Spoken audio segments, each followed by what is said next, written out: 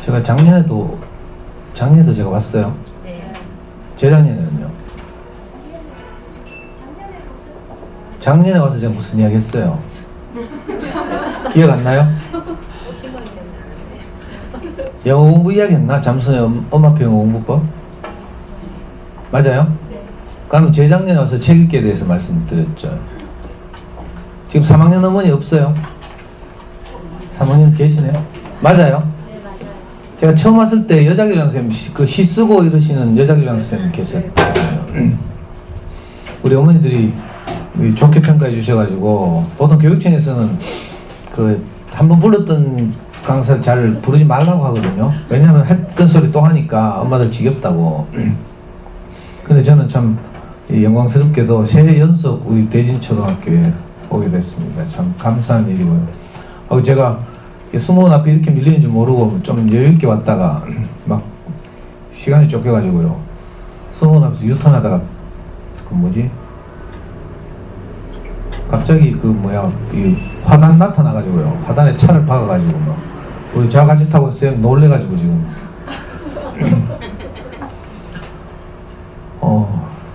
그리고 오늘 제가 들으니까 11시 30분까지 제게 시간이 주어졌다고 해요. 그래서 시간이 너무 촉박하고 이렇습니다. 제가 일부러 가는 건 아니고 주어진 시간이 그것밖에 안 돼서 강의 도중에 가더라도 용서해 주시기 바랍니다. 저는 주로 저학년 자기주도 학습 영역을 담당하고 있습니다. 늘 부끄럽고 또 이렇지만 저는 교육 관련 전공을 했다거나 또는 교직에 있었다거나 하는 경험이 전혀 없습니다. 근데 어떻게 이렇게 어머니들 만나 뵙게 되는지. 요즘 이제 학부모 연수 시즌이죠. 4, 5, 6월 달이. 그래서 저는 4, 5, 6월 달만 해도 한 70군데 학교에 이렇게 매일 아침마다 어머니들 만나 뵙고 있습니다. 그 동기가 뭔가 하면요. 우리 아이가 4살 되던 무렵에 제가 아이를 쳐다보는데 갑자기 그런 생각이 들어요. 이 아이는 내가 겪었던 아쉬움을 겪지 않고 자랐으면 좋겠다. 이렇게 어머니들은 보통 아이들을 이제 10달 동안 이렇게 임신하고 이렇게 아이를 뱃속에서부터 이렇게 키우면서 소통하고 이러죠. 그래서 모성애가 일찍 발동하시는 것 같은데 저는 우리 와이프가 아이를 가톨릭 병원에서 낳았는데 아이 낳는 날도 저는 축구하러 갔어요. 그러니까 관계가 없는 거죠. 근데 이제 나 태어나서 조금씩 이렇게 움직이고 말하고 이러면서부터 저는 이제 아이하고 관계가 생겼어요. 그래서 처음으로 4살쯤 돼서 든 생각이 이 아이가 내가 겪었던 아쉬움을 겪지 않고 자랐으면 좋겠다 이런 생각이 든 거죠. 왜냐하면 저는 이제 초등학교 1학년 때 아버지가 돌아가셨거든요. 우리 아버지는 이제 폐결핵 환자셨는데 옛날 말 폐병 이렇게 거칠게 불렀죠. 그래서 시립병원에 오랫동안 입원해 계시다가 약에 내성이 생겨서 더 이상 병에 차도가 없었어요. 그래서 병원에서 퇴원하라고 해서 집에서 이제 희망 없는 하루하루를 사셨거든요. 그리고 엄마는 아버지 대신 이제 대구 지역의 유명한 섬유산업 노동자로 이제 평생을 일하셨는데, 제가 초등학교 1학년 어느 봄날이었어요. 그날도 엄마는 밤에 공장에 일하러 2교대 야간하러 공장에 가시고, 아빠는 이제 희망이 없으니까 우리 삼형제를 열심히 공부시켰죠. 특히 우리 형에게. 그때 형이 초등학교 4학년, 제가 1학년이었는데, 그날 밤도 단칸 샘방에서 이제 아버지가 밥상 펴놓고 형을 막 공부시켰어요. 그리고 내 식구와 같이 잠들었죠. 근데 다음날 아침에 새벽에 형이 막 울면서 우리를 깨우는 거예요. 아빠 죽었다 하면서. 그리고 막 우리가 막 자다 막 눈 비비면서 동생하고 자고 일다 보니까 진짜 아빠가 옆에 이렇게 누워 주무시던 요에 보니까 아빠가 돌아가셨더라고. 지금도 그 장면 눈에 선해요. 50년이 지났는데도 입 앞에 이렇게 거품이 나와 있고 숨을 들이쉬지를 못한 거죠. 내쉬기는 하고 들이쉬지 못해서 그 사건이 제 인생의 가장 큰 트라우마고요. 그날 이후로 저는 제 인생의 그 길목길목마다 누군가 내 인생을 이렇게 조언해줄, 이끌어줄 이런 멘토 같은 역할을 하는 사람이 아무도 없었거든요. 그리고 이제 엄마 혼자서 삼형제를 키우다가 점점 형편이 어려워져서 저는 초등학교 4학년 때부터 우리 세 형제는 친척집에 하나씩 보내줬어요. 여러분들 친척집에 보내진 이런 경험 있으신지 모르겠는데 잘 없죠. 그래서 저는 어릴 때부터 하여튼 너무 어렵게 그렇게 방치돼서 또 눈치 보면서 자존감 아주 낮게 이렇게 자랐어요. 초등학교 6군데 다녔는데 엄마가 뭐 부동산 투기를 해서 6군데 다닌 게 아니고 친척집을 돌아다니느라고 초등학교 6군데 다니거든요. 그러니까 당연히 공부 못했겠죠. 그리고 우리 삼형제 중학교를 아무도 못 갔어요.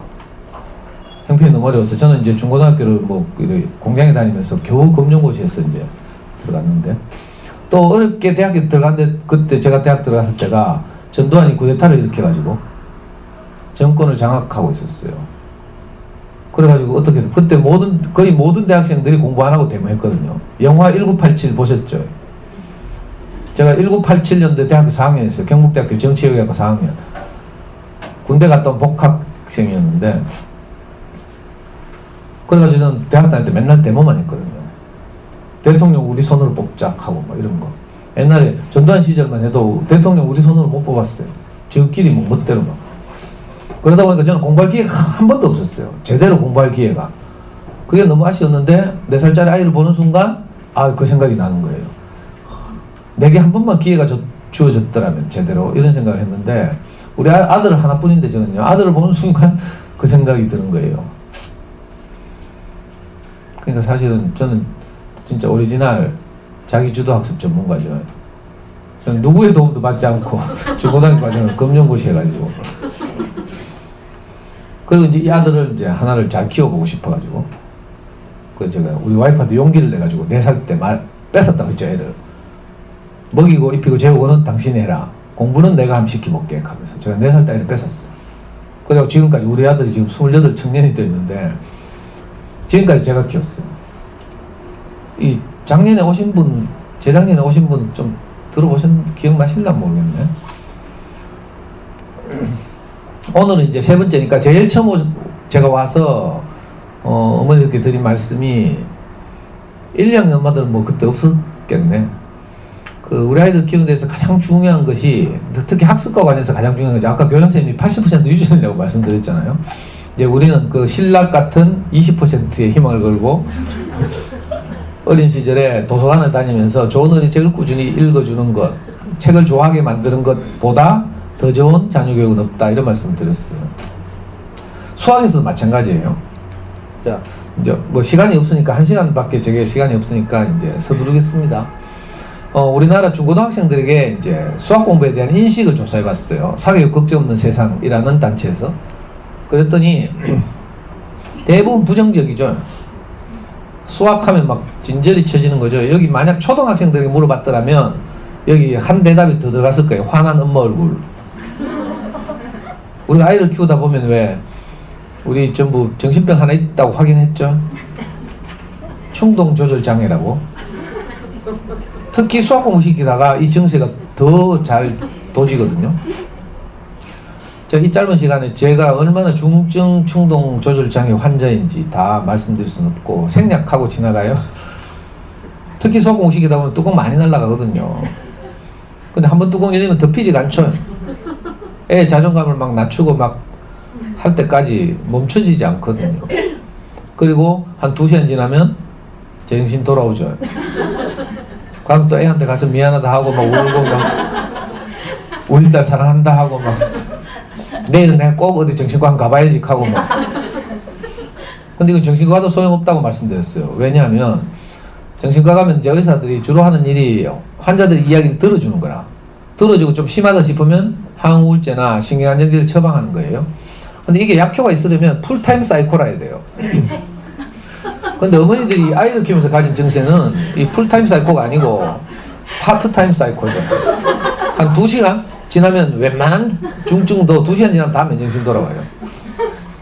그럼 애한테 미안하고 막, 그렇죠? 자책이 되고 막, 그래서 애한테 가서 뭐 우울하게 뭐 울면서 자러 들어간 애한테 쫓아가가지고 또 막 안고 미안하고 사랑한다 하고 막. 저는 이거 여러분들 한 것 곱하기 100 했어요.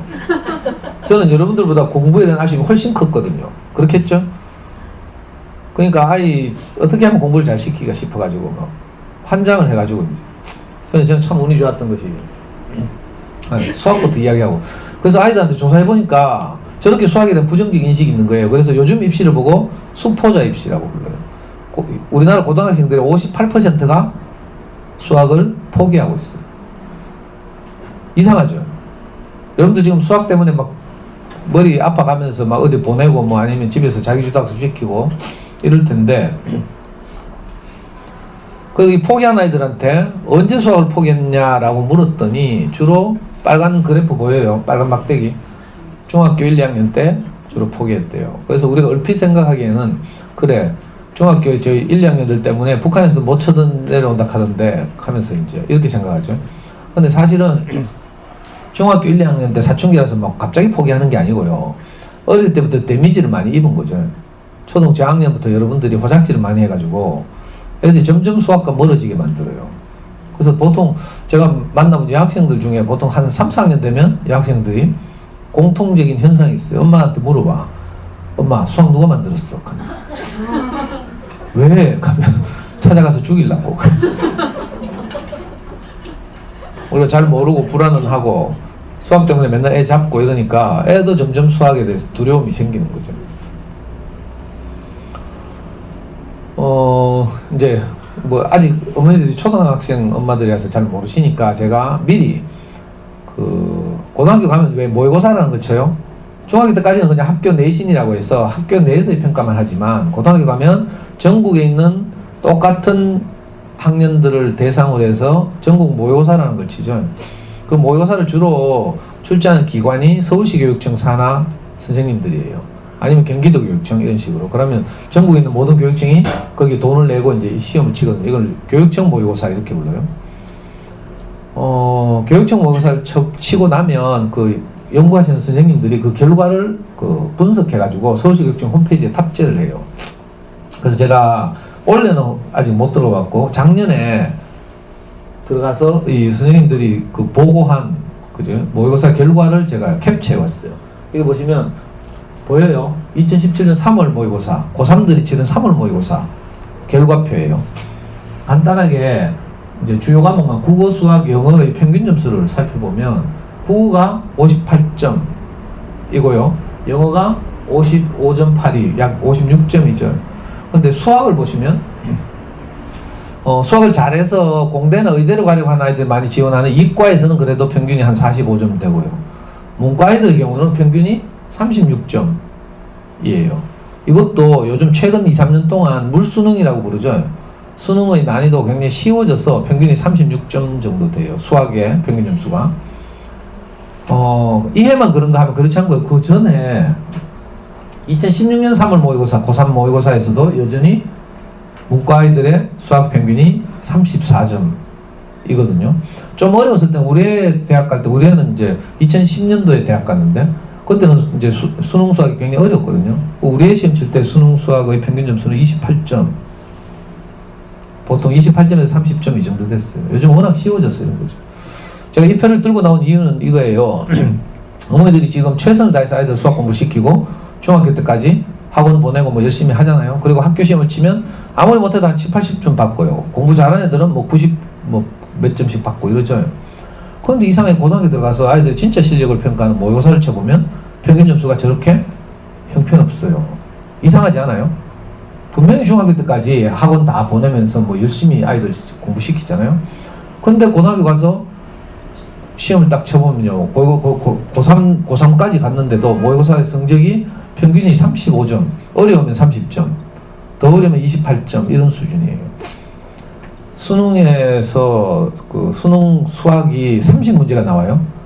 25문제가 오지선다형이고 5문제가 단답형인데 찍어도 한 20점은 나와야 되잖아요. 오지선다형이니까. 찍어도 20점 나오는 시험에서 평균이 28점에서 30점입니다. 이거 비극적이지 않아요? 별로 반응이 없네요. 뭔가 크게 잘못되어 있다. 이걸 제가 말씀드리려고요. 어릴 때부터 여러분들이 최선을 다해서 아이들을 키우고 있지만 뭔가 크게 잘못되어 있어요.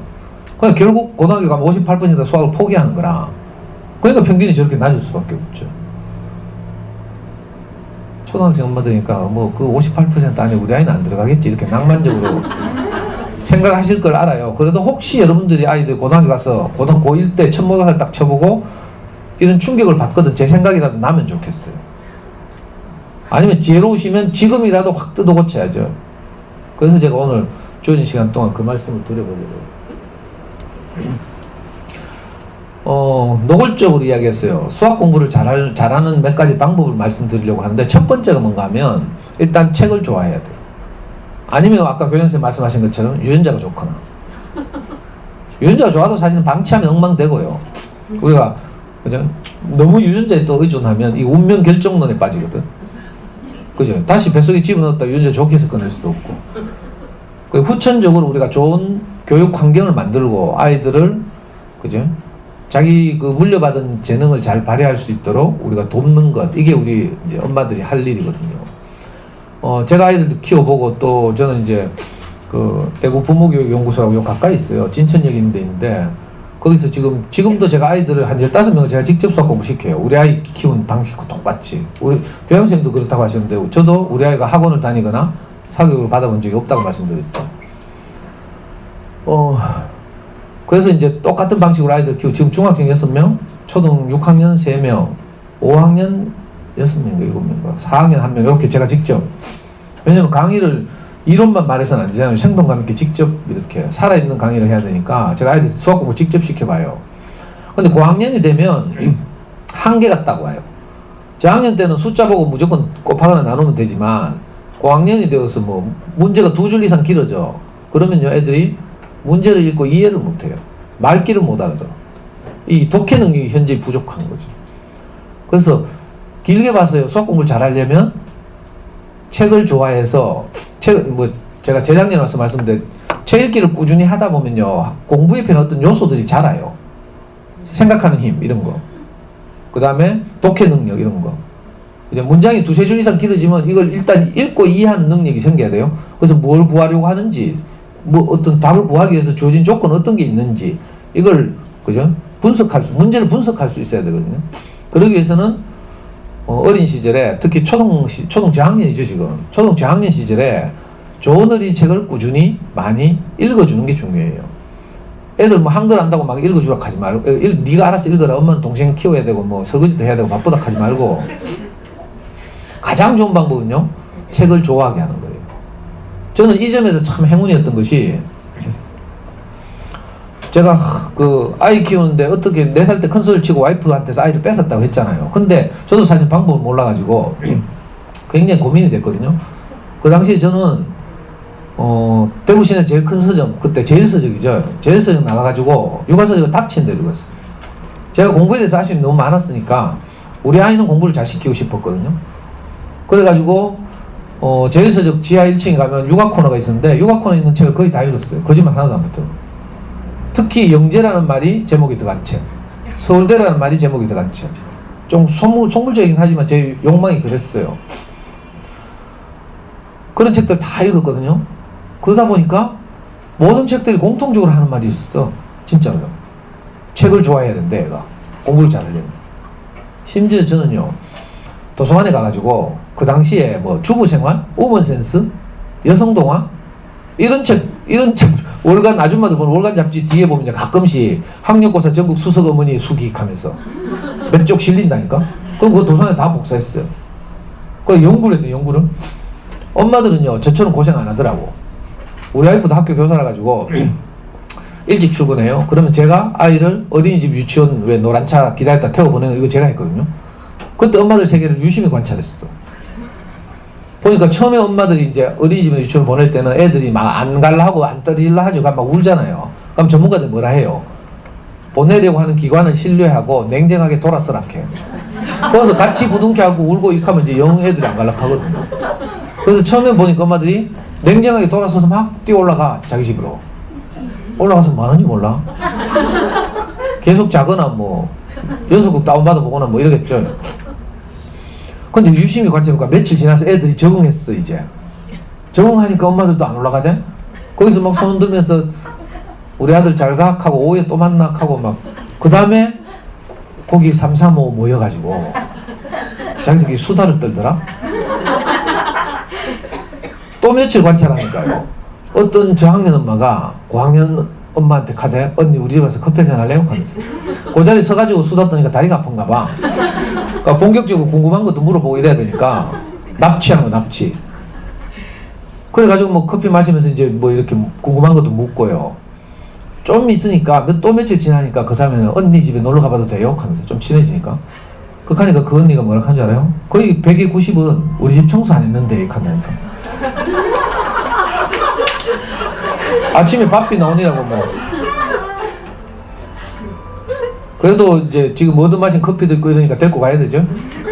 이제 고학년 언니 집에 따라간다? 따라가면 이제 언니 과일 깎고 커피 끓일 동안에 뭐라 해요? 언니 집 구경 좀 할게요 하면서. 집 구경하는데 뭐 제일 먼저 누가 어디 가요? 큰애 방에 뛰어간다니까. 그 큰애 방 책상 위에 어떤 학습지가 놓여 있는지, 우리 집에 없는 전집은 뭐가 꽂혀 있는지 막 이런 거 스캔하죠. 소모지처럼 막 뚜뚜뚜뚝 하면서. 엄마들 이렇게 자녀교육 정보를 유통하더라고요. 근데 저도 분명히 그 노란 차에 애 태워보내고 했는데 아무도 저보고는요, 오빠 우리 집에 가서 폭행하려고요? 안 해가지고. 그래가지고 저는 외롭게 진짜 서점 다니면서 육아서적 읽으면서. 그리고 작년에도 말씀드렸지만 저는 잠순에, 우리 아이 초등학교 3학년 때 잠순에 커간 아이들이 생겼고, 저는 거기 원조 멤버예요. 제 입으로 이런 말 하기 좀 그렇지만 제 전설적 회원이거든요. 지금도 제 대한민국을 검색해 보라니까. 그러면요, 요즘 현역으로 잠순에 하는 엄마들이 잠순의 전설 그리운 번님이 오늘 우리 학교에 강의하러 왔다 갔어요 하면서 막 쏘올린다니까. 작년에 말씀드렸죠. 그래서 우리의 사교육, 영어 사교육 하나도 안 받고 학원 한 번도 안 다녔다고. 근데 수능 만점 맞을 때 말씀드렸어요, 안 드렸어요? 뭐 그 정도 가지고 놀래요. 수능 영어는 굉장히 쉬워요. 미국의 초등학교 5학년, 6학년의 국어 시험하고 똑같아요. 무슨 말인지 알겠어요? 영어로 되어 있을 뿐이지 그 독해 난이도는 초등학교 6학년, 쉬우면 5학년, 어려우면 6학년 수준의 그 독해 문제가 영어로 나오는 거예요. 그 수능은 어려운 게 아니에요. 제가 시킨 대로만 하면. 그러면 혹시 궁금하신 분은 작년에 제가 여기 와서 강의한 거 있죠? 잠순 아이들의 소문난 영어 공부법 도서관에 가서 책 빌려서 읽고 제 강의를 한번 들어보시면 정말 돈 안 들이고요. 이 수학이 사교육비가 제일 영어가 사교육비가 제일 많이 들죠. 정력은 수학에 제일 많이 투자되고요. 근데 저는 달서구 저 서부정량 근처에 이 서점이 있어요. 지금 망하고 없어. 적어봤자 소용없어요.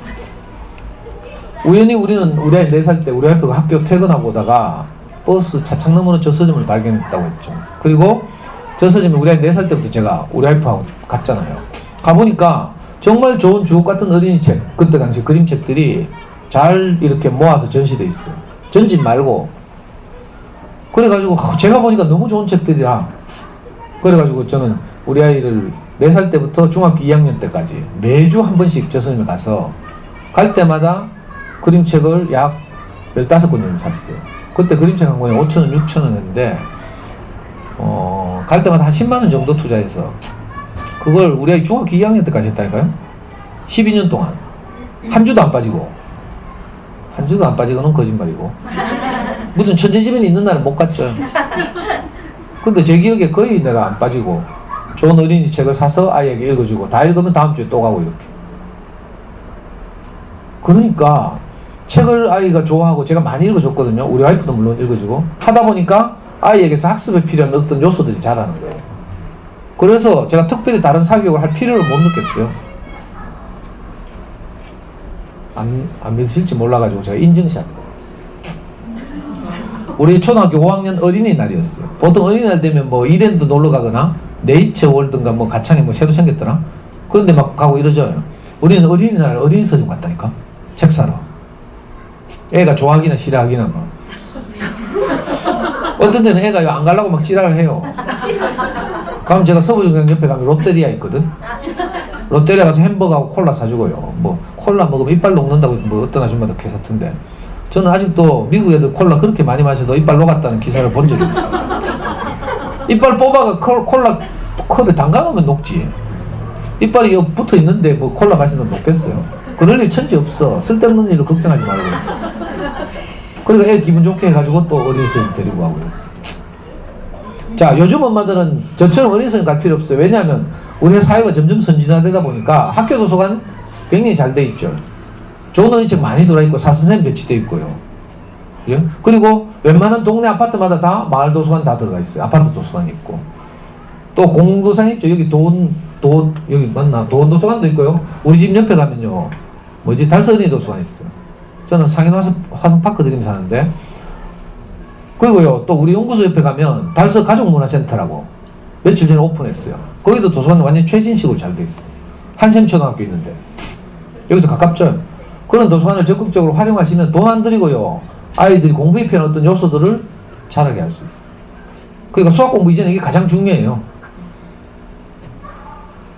시간이 없어서 생략하고. 자, 첫 번째 조건을 말씀드려요. 수학 공부 잘하는 조건. 첫 번째, 아이가 책을 좋아하게. 어떻게 하든지 다른 거 다 때려치우고요, 책을 좋아하게 만들어야 돼요. 쓸데없는 학습지 하지 말고. 자, 두 번째 조건은요, 수학 공부가 뭔지를 알아야 돼요. 수학 공부가 뭔가 하면요, 이번 기말고사에서 한 문제 덜 틀리는 거 이런 게 아니고요. 수학 공부란 단순하게 무식하게 말하면 생각하는 힘을 자라게 하는 거예요. 수학 공부의 정의. 수학 공부란 주어진 문제를 해결하고 그 과정을 논리적으로 설명하는 것. 이게 수학 공부예요. 무슨 말인지 알겠어요? 연산을 단순 반복해서 풀어가지고 실수 안 하게 하는 거, 주어진 시간 동안 실수 안 하고 많은 문제를 푸는 거, 이게 수학 공부가 아니고요. 수학 공부란 생각하는 힘을 자라게 하는 것이다. 이걸 꼭 기억해야 돼요. 자, 수학 공부의 목표가, 그러니까 수학 공부가 뭔지를 알면 목표도 생기죠. 아, 수학 공부란 생각하는 힘을 자라게 하는 것이구나.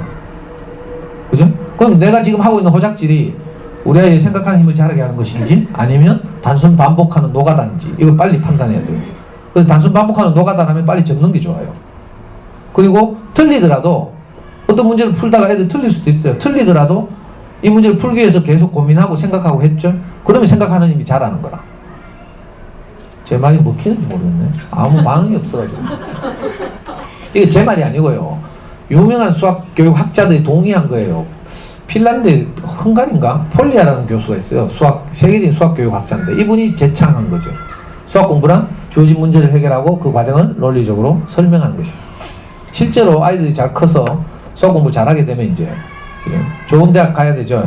좋은 대학에 이제 이과를 가서 수학을 잘해서 좋은 대학 가면 구술 면접이라는 걸 해요. 문과는 논술을 하지만 이과는 구술 면접을 하거든요. 우리나라 교육정책 가운데 반드시 절대로 지켜야 될 세 가지나 해서는 안 되는 정책이 세 가지가 있어요. 삼불 정책이라고 부르는데, 첫 번째가 뭔가 하면 기여입학제라고 해서 사립대학의 부자들이 돈을 많이 기부하고 그 자제를 입학시키는 건 절대로 못하게 돼 있어요. 무슨 말인지 알겠어요? 사회적 위화감을 조성하기 때문에.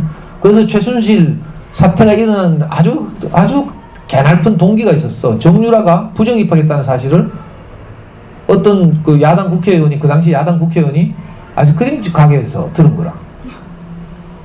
그래가지고 거기서 단서를 얻어서 추적 조사하고 이래가지고 이게 이 큰 최순실 사태가 된 거예요. 정유라가 부정 입학했다는 사실을 그 이화여대 앞에 있는 아이스크림 가게에서, 전직 국회의원이 토크쇼에도 많이 나오는 그 뭐지? MBN인가?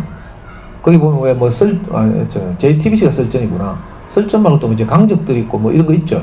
거기에 자주 출연하는 전직 국회의원이 그 말을 들었어. 그걸 아주 신락 같은 단서로 해서 계속 추적해가지고 이 최유라의 부정 입학 사태가 불거진 거죠. 그래서 기여입학제는 절대 못하게 돼 있고요. 두 번째가 뭔가 하면 고교 등급제를 못하게 돼 있어요. 과학고등학교와 일반 인문계고등학교의 등급을 매기면 안 돼. 이거 반칙이라고 되어 있죠. 무슨 말인지 알겠어요? 실제로 성적은요, 실력은 외고의 9등급하고요 일반 인문계고등학교 1등급하고 비슷해. 무슨 말인지 알겠어요? 그런데 내신으로 대학에서 아이들 뽑을 때 니는 외고 출신이니까 9등급이라도 내가 일반 인문계고등학교 1등급과 비슷하게 쳐줄게, 이렇게 안 된다고요. 이게 고교 등급제 하는 거죠. 고교 등급제 하면 교육부에서 징계를 받고요, 예산 지원도 안 되고 이래요. 세 번째 안 되는 게 뭔가 하면 본고사죠. 본고사는 사교육 시장을 너무 팽창시키기 때문에 절대로 못하게 됐어요. 그런데 대학에서 이과 애들, 우수한 애들 뽑을 때 구술 면접을 본다고 했죠. 이때 어떻게 하는 줄 알아요? 본고사를 변형시켜서 그 수험생들이 대기를 하거든요. 이제 그 수험 번호대로 두세 명을 불러요. 복도에 의자를 주고 앉혀놓고 수학 문제 두 문제가 프린트된 시험지를 줘요. 그리고 머리로 풀게 하는 거야. 20분 후에 면접고사장 불러들여요. 딱 들어가 보면요, 교수님 세 분이 앉아있어. 칠판이 하나 놓여있고, 자, 칠판에 네가 푼 과정을 한번 설명해봐라 한다니까. 그럼 막 설명하죠. 설명하면 교수님들 태클을 걸어. 왜 그렇게 생각했지? 다른 방법은 없어? 이건 좀 이상한데? 뭐 이런 식으로 계속 물어요. 그러면 얘가 생각하는 힘이 잘 길러졌으면 교수님이 질문이나 태클에 대해서 자기 생각을 논리적으로 설명할 수 있죠. 자, 수학 공부 궁극적으로 이런 거라고요. 주어진 문제를 해결하고 그 과정을 논리적으로 설명하는 거. 이걸 잘 알고 있어야 초등 저학년 때부터 이런 방식으로 아이를 키울 수 있어요. 이게 안 되면 동네 어른들 시키는 대로 할 수밖에 없죠. 자, 수학 공부가 무엇인지를 정확하게 이해할 것. 그리고 수학 공부가 뭔지를 알면 수학 공부의 목표도 빤해지죠. 지금 내가 초등학교 때 우리 아이들, 이 소중한 사랑스러운 아이들의 수학 공부를 돕는, 그죠? 가장 기준이 되는 것은요, 내가 지금 하고 있는 짓이 우리 아이의 생각하는 힘을 잘하게 하는 것인지, 아니면 미치게 하는 것인지, 잘 생각하는 거죠. 엄마들이 가진 많은 두려움 가운데 수학 공부는 양도 많고 고등학교 가면 정말 어려움을 많이 겪었죠. 그래서 대부분 수학 포기하고 수능 수학 때 다 엎어놓고 자고 이랬죠. 자, 이런 이제 우리 안 좋은 기억이기 때문에 두려워서 미리 이제 초등학교 때부터 많이 시키고 막 선행학습 시키고 이래요. 실제로 우리나라 중학생 70% 이상이 선행학습을 합니다. 초등학생도 상당히 많이 하죠. 좋은 학원 가면. 그런데 아까 보여드렸죠, 이 표? 중학교 때가 70%가 선행학습하고 고등학교 가는데 수능 모의고사점 평균이 저렇다니까? 이상하네요? 이상해야 되는데? 이상해야 되는데? 이상한 일이요. 우리 애가 영남고등학교 나왔거든요. 영남고등학교에서 공부 잘하는 애들 50명을 뽑아가지고 특설반을 만들었어. 우리 애 갔을 때가 610명이 1학년 동기생이었는데 그 중에 성적 좋은 애들 50명을요, 심자라는 걸 시켜. 야자는 7시부터 9시까지 하는 거고, 심자는 9시부터 11시까지 하는 거예요. 야자는, 일반 야자는 자기 교실에서 하고, 심화야자, 심자라고 줄여서 부르는데, 이건 이제 다른 방을 만들어서, 우리의 말로는 정신병동 같다 하더라고. 하얀 페인트 칠해놓고, 거기 독서대 하나씩을 집어넣어 성적순으로 앉게 해가지고, 50명이 9시부터 모여서 공부하는 거라. 근데 9시만 되면, 일제히 아이들, 공부 잘하는 아이들이 가방에서 다 책을 꺼낸대. 뭘 꺼내요? 수학의 정석. 50명이 다 수학의 정석을 꺼내. 그런데 고등학교 1학년 때요. 근데 꺼내는 애들이 수학의 정석의 제목을 보니까 수학의 정석도 여러 종류가 있죠. 고등학교 1학년 수학의 정석이 있고요. 수학의 정석, 수1 수학의 정석, 수2 수학의 정석, 미분과 적분 뭐 이런 식으로 수학의 정석 시리즈가 여러 개 있어요.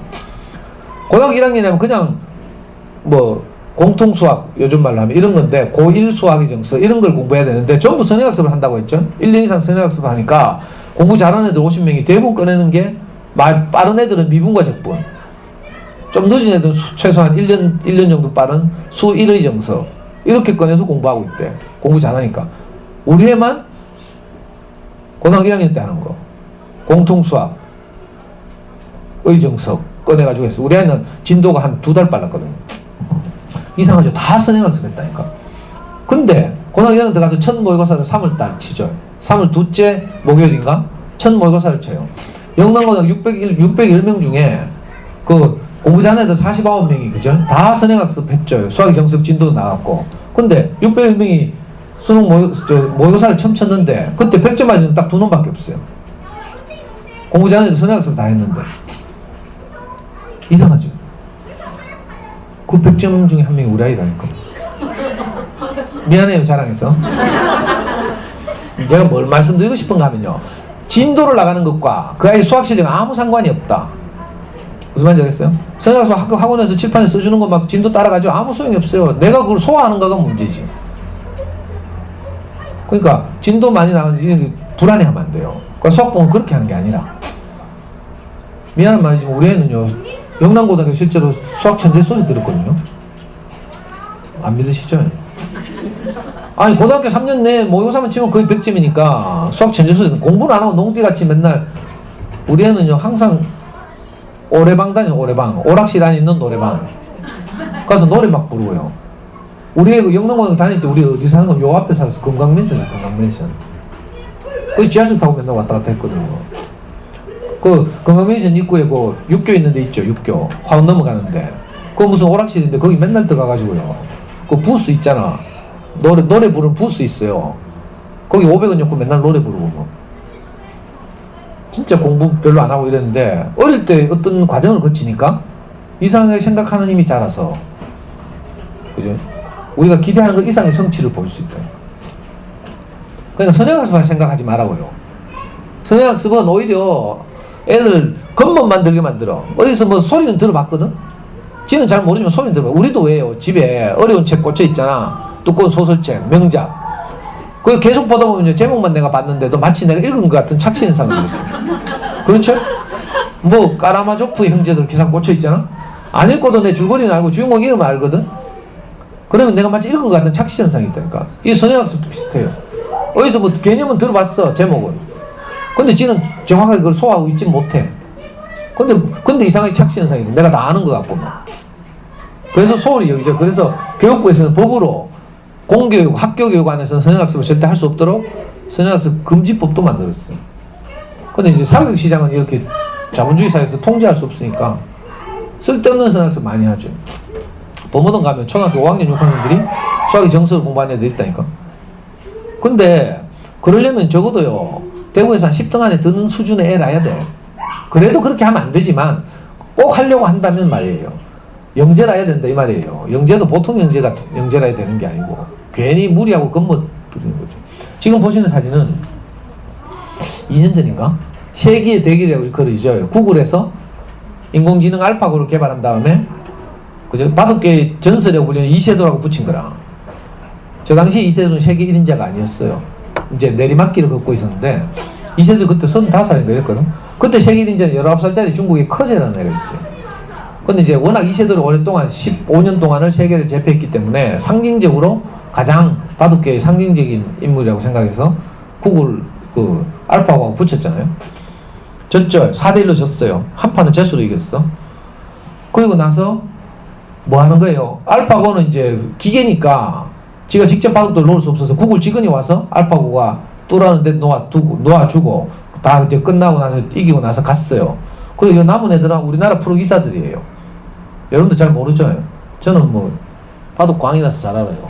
여기 이세돌이고 이세돌은 알겠지 설마. 광고에도 나오고 막 이러잖아요. 여기 이세돌이에요. 여기 한종진 뭐 이런 식으로 하여튼 전부 프로 구단들인데 얘들이 뭐 하고 있는 줄 알아요? 이걸 뭐 복기라고 불러요. 프로 기사들 세계에서 가장 중요하게 생각하는 행사 중에 하나가 바둑을 뒀잖아요. 두고 나서 웬만한 큰 대회에서 예를 들어 졌다. 너무 속상하죠. 그런 경우에 이제 가끔 자리를 떠. 그러나 대부분의 경우는 바둑을 떠서 누가 이기든지 간에 그 자리에 앉아서 바둑돌을 다 뜯어내고 중요한 승부처에서 다시 두어보는 거예요. 내가 여기서 이렇게 떴으면 너는 어떻게 떴을 것 같아. 이런 식으로. 무슨 말인지 알겠어요? 바둑은 굉장히 논리적 사고를 요하거든요. 4급 이상만 되면 애기들이 와서 아빠 바둑 두는데 확 훌치잖아요. 엎어쁘잖아. 그래도 다시 또 그대로 둘 수 있어요. 왜냐하면 한 수 한 수를 둘 때 논리적 이유가 다 있어요. 엄마는 바둑을 모르니까 뭐 더 이상 설명을 못해요. 바둑은 집을 많이 지으면 이기는 경기거든요. 그래서 대부분 바둑을 둘 때 귀퉁이부터 두죠. 왜 그런지 알아요? 바둑에서 한 집을 만드는데 귀퉁이에는 바둑돌 2개만 있으면 돼. 제일 귀퉁이에. 무슨 말인지 알겠어요? 그런데 변에다가 두려면 3개가 있어야 돼. 중앙에는 한 집을 동그랗게 쌓으려면 4개가 있어요. 돌이. 어느 게 효율적이에요? 귀퉁이에 두는 게 효율적이에요. 그래서 귀퉁이 부근에서부터 바둑을 두기 시작하는 거예요. 이게 논리적 이유가 다 있다니까.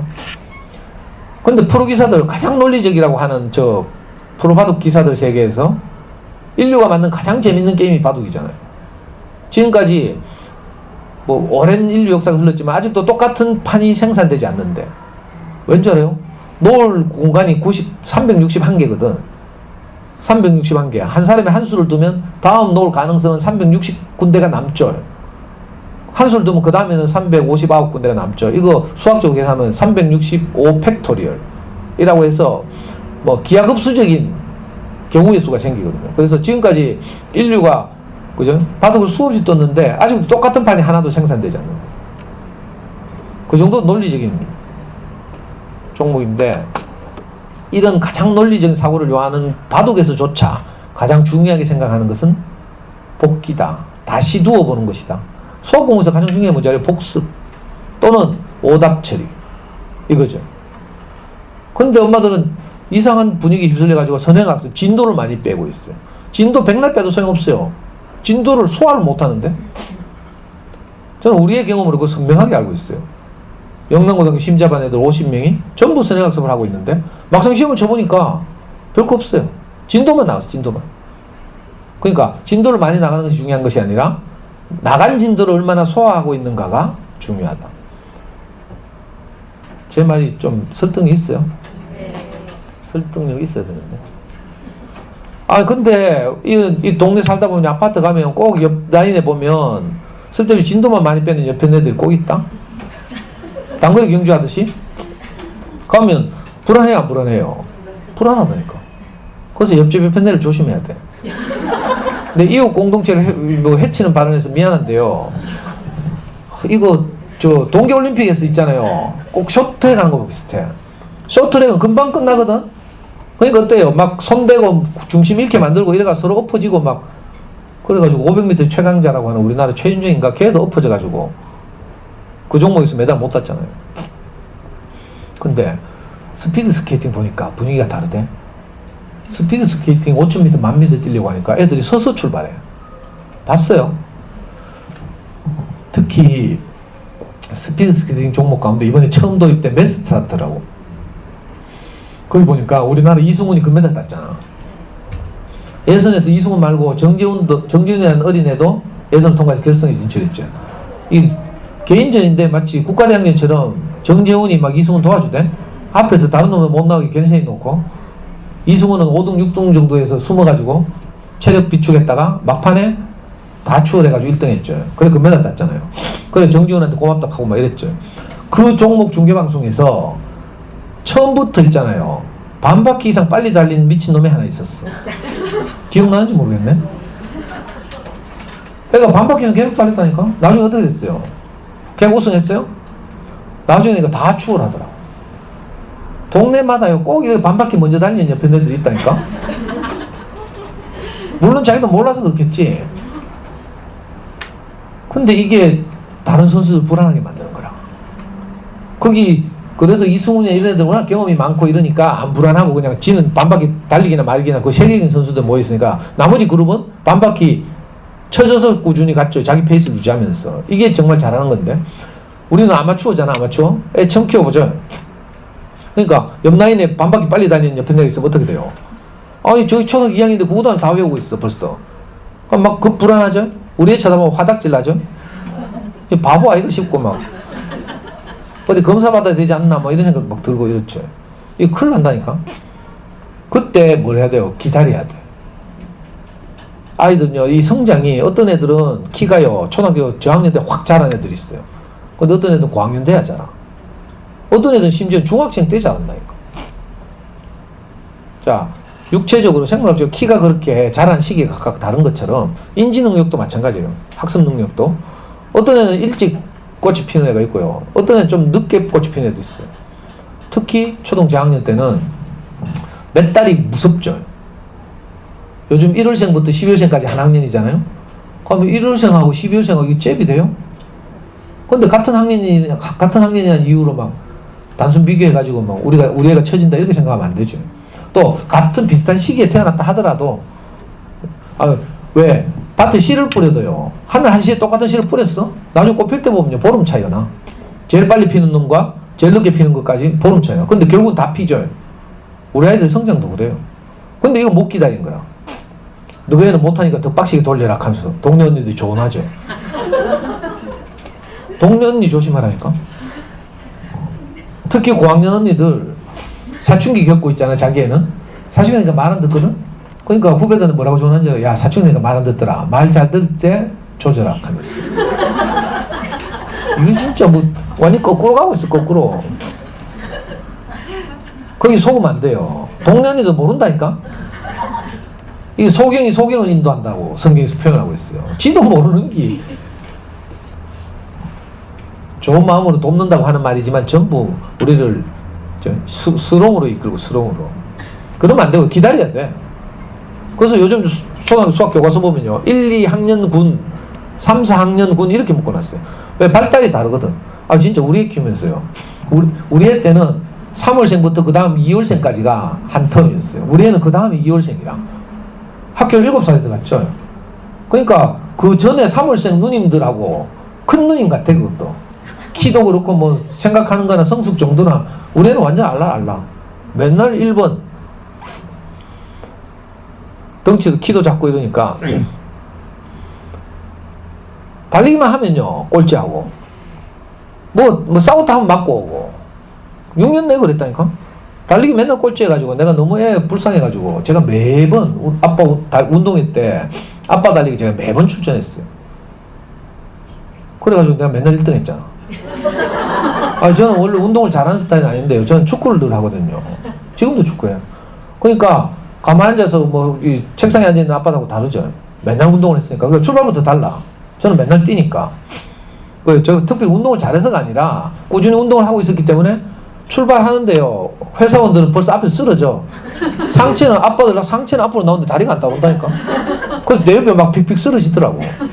근데 6년 내 1등 했어요. 실제로. 어떤 해는 어떻게 젊고, 내보다 더 젊고, 그때 저도 30대 초반이었는데, 내보다 더 젊고 다리 긴 아빠가 우리 줄에 서는 거라 뛰려고. 내가 겁이 나가지고요. 옮겼잖아. 슬 뒤로 빠져가지고. 그래가지고 그 해도 결국 내 1등 했어요. 왜? 우리 기 살리려고. 그래, 빈 타가지고 내가 맨날 우리 반에 찾아가고 이랬다니까. 그럼 우리 애들, 반 애들 내 저를 다 알아요. 와, 하면서 명예기 아빠다. 하면서 막. 하루는 우리 애가 4등 했다 하대. 내 운동회 때 그때 있었는데. 믿어지지 않아서 찾아가 보니까 4명 뛰었다 하더라고. 또 한 번은요, 애가 뛰다가요, 그때 실내화 신고 뛰는데 운동회 때, 저 엄마가 실내화를 풍덩한 거 사줘가지고 뛰다가 벗겨진 거라.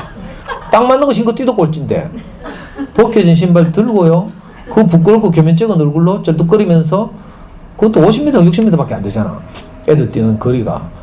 그걸 막 한 20-30m 떨어져가 들어오는데요 내가 그때 이혼하고 싶었다니까.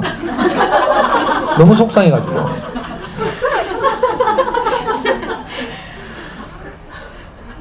그런데 우리가 중학교 2학년이 됐어요.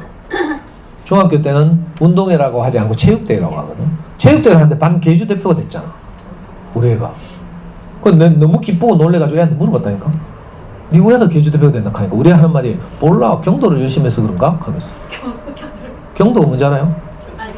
경찰과 도둑놀이. 한 놈 도둑 한 놈 경찰이가 맨날 뛰댕겨 잡고 뭐.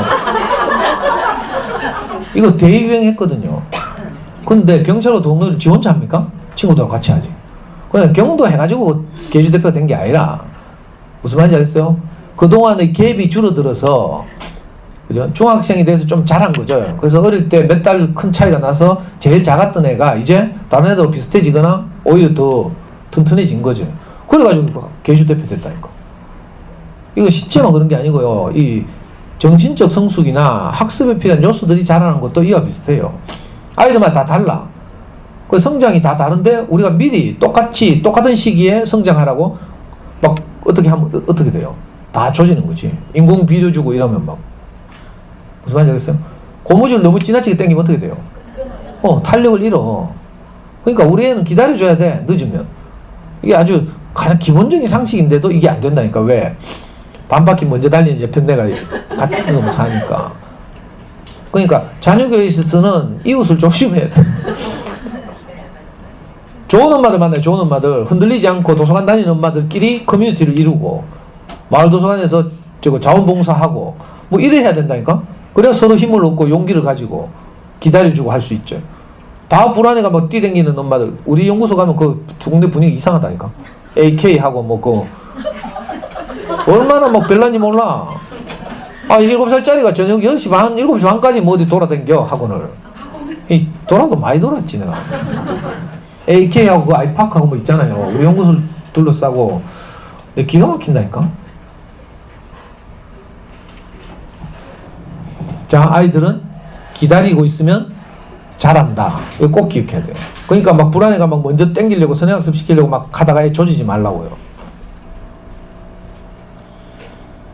또 이런 생각이 들 수 있어요. 한번 쳐지면 영 끝이라서 또 그죠? 이런 생각 들 수 있죠. 아까 뭐라 했어요? 반바퀴 먼저 달린다고 쳐지는 것 같은 느낌이 들면 불안하죠. 근데 그렇지 않다는 걸 말씀드리고 싶어요. 자, 초등학교 6학년 내에 배우는 수학의 내용, 양은 우리 아이들이 고등학교 3학년 내에 배우는 양의 19분의 1이에요. 19분의 1. 고등학생 이과 아이들이 이만큼 하는 게 수학 공부 양이에요. 근데 초등 6년 동안 배우면 이거 한 칸밖에 안 돼. 아주 짧아요. 한 학기에 6단원. 6단원 중에 또 마지막 6번째 단원은 쓰잘데기 없는 통계. 그거 안 해도 돼. 보통 기말고사 치고 나서 그래서 통계는 대충 넘어가거든. 통계 그런 거 안 해도요, 고등학교 가서 하면 돼. 그죠? 물론 성실하면 꾸준히 하면 되지만 꼭 그러니까 그러면 사실은 소화해야 할 단원이 5단원밖에 안 돼. 5단원 중에서 또 오만상 쉬운 단원들이 있거든. 도형 뭐 이런 거 보면 정말 쉬워요. 초등학교 때. 그러니까 너무 막 쫄지 말라고요. 아이들 혹시 수학 때문에 막 안 좋은 지금 이미 상태가 됐어. 그러면 몇 년 쉬는 게 좋아. 그것다 내고 질질 끌고 가면서 막 계속 억지로 시키다가 완전히 수학하고 빠이빠이 한다니까. 수학에 대한 안 좋은 기억을 좀 지우고, 그죠? 기다렸다가 애들이 좀 힘이 생겼을 때, 초등학교 6학년에서 중학생으로 넘어가는 겨울방학 때 한 달만 하면 초등학교 과정 다 따라잡을 수 있어. 자, 지금 몇 번째 하는 거죠? 하여튼 뭐 살려보지도 않죠. 내가 몇 가지 지금 말씀을 드렸어요. 지금 4번째인가 5번째 모르겠는데 4번째는 연산으로 질리게 하지 말 거야. 수학 공부는 생각하는 힘을 키우는 거라고 했어요. 그죠? 근데 엄마들은 연산을 빠르게 하고 실수 없이 하는 것을 수학 공부의 모든 것인 것처럼 목숨을 걸어. 그래가지고 여기서부터 애들이 수학이 질리죠.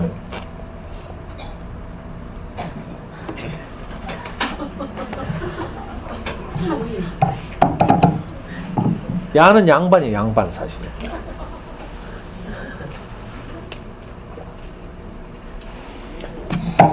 똑같은 패턴의 문제를 저렇게 몇 바닥씩 풀려봐. 자살하고 싶을 거라, 아마 애들. 미치고 환장한다니까. 저게 수학 공부라고 뭐, 좀 틀리면 어때서? 예를 들면 이런 거 있어요. 자, 요거 보면 두 자릿수 더하기 한 자릿수 받아올림이네, 그죠? 받아올림이 있는 덧셈이에요. 자, 이걸 한 10문제 풀어요. 7문제 정도 하면 받아올림을 안다는 뜻이거든. 근데 왜 집에서 하면 두세 문제 틀리는가? 집이라는 환경이 집중을 못하게 하죠. 엄마 왔다 갔다 하지, 동생 있지, 뭐, 그죠? 그래서 받아올림 있는 덧셈을 한 10문제 했는데 7문제를 할 수 있으면 그거 할 줄 아는 거라. 근데 엄마들 독하더라. 니 한 문제 더 틀리면 한 바닥씩 추가한대 하면서. 한 문제 틀 때마다 20문제씩 추가하잖아. 그래가 애는 뭐 질질 끄는 거지, 희망이 없으니까. 이걸 언제 다 하고 노노 이런 생각이 드는 거예요. 여러분들 학습지 시키는데 애들 질질 끌고 있어. 그럼 그렇게 알면 돼. 이거 희망이 안 보여가지고. 빨리 해봐야 희망이 안 보여. 그래서 질질 끈다니까.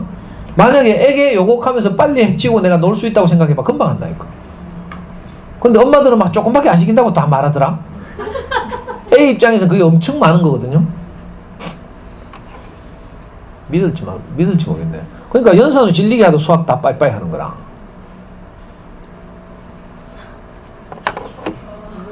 어떤 학습지 시키면 이런 거 내줘, 초식에.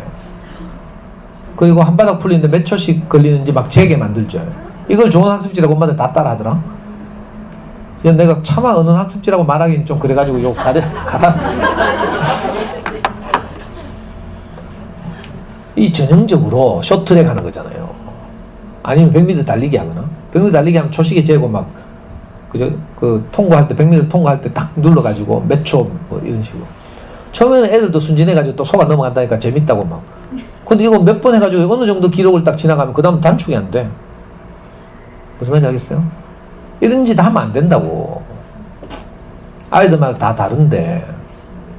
길게 봐요, 길게. 웬만한 학습지 그러니까 끊어야 돼.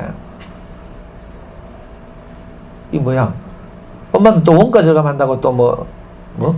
요즘은 그것도 학습지 돼 있다. 옛날에 기탄 수학 하면서요. 서점에서 그냥 5천 주면 샀다니까. 옛날에 학습지는 한 달에 25,000씩 할 때. 그죠? 기탄이는 5천밖에 안 했거든. 또 지혜로운 엄마들은 원가 절감한다고 서점 나가지고 기탄 수학 사가지고 직접 하고 이러더라. 이거나 뭐 일본에서는 뭐 이상한 거 있죠. 기저귀 계산법 해갖고. 요즘 또 젊은 엄마들 뭐 주산 시킨다고 찌라라고 뭐. 하여튼 인도에서 19구단 여행한다고 또 19구단 외우라고 9구단도 못 외우는 뭐고 19구단까지 외우라고 막. 잡아도 분수가 있지 진짜. 자, 엄마들 연산에 대해서 그렇게 걱정하는 것을 모르는 바 아니에요. 왜냐하면 초등학교 수학의 대부분이 연산이니까 그렇죠. 근데 이건 어느 시기가 되고요. 아이들이 좀 잘하면 다 따라해요. 너무 두려워할 거 없다고요. 초등학교 1학년 때는 90%가 연산이지만 점점점 줄어들죠. 나중에 수능 칠 때 되면요. 정답이 대부분 마이너스 1, 0, 2분의 1 이래. 복잡한 뭐 연산 없어요. 그 숫자로서 가장 어려운 건 초등학교 4학년 때 큰 수 배우거든. 큰 수. 억조, 내 자식 끊어 이런 거 배우고. 그게 끝이라. 그 다음부터 점점 숫자는 간단해진다니까. 문제는 생각하는 힘이 없어가지고 못 푸는 거지. 연산을 못해서 못 푸는 건 거의 없어요. 그러니까 초등학교 저학년 때 멀리 보면 우리가 연산에 대해서 너무 두려워하지 않을 텐데 당장 지금만 보면 운전해봤어요. 운전할 때 뭐라고 가르쳐요? 저 멀리 보러 가르치지. 멀리 보면 이렇게 차를 운전대를 딱 이렇게 보고 이렇게 똑바로 가, 차가 똑바로 가. 근데 바로 옆에 보면요, 곧 대일 것 같아.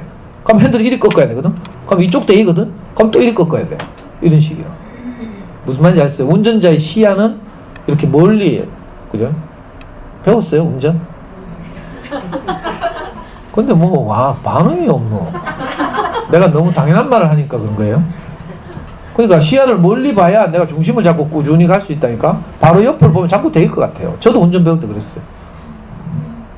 그러니까 멀리 보면 내가 좌우 옆에 대해서 두려움이 없어진다니까.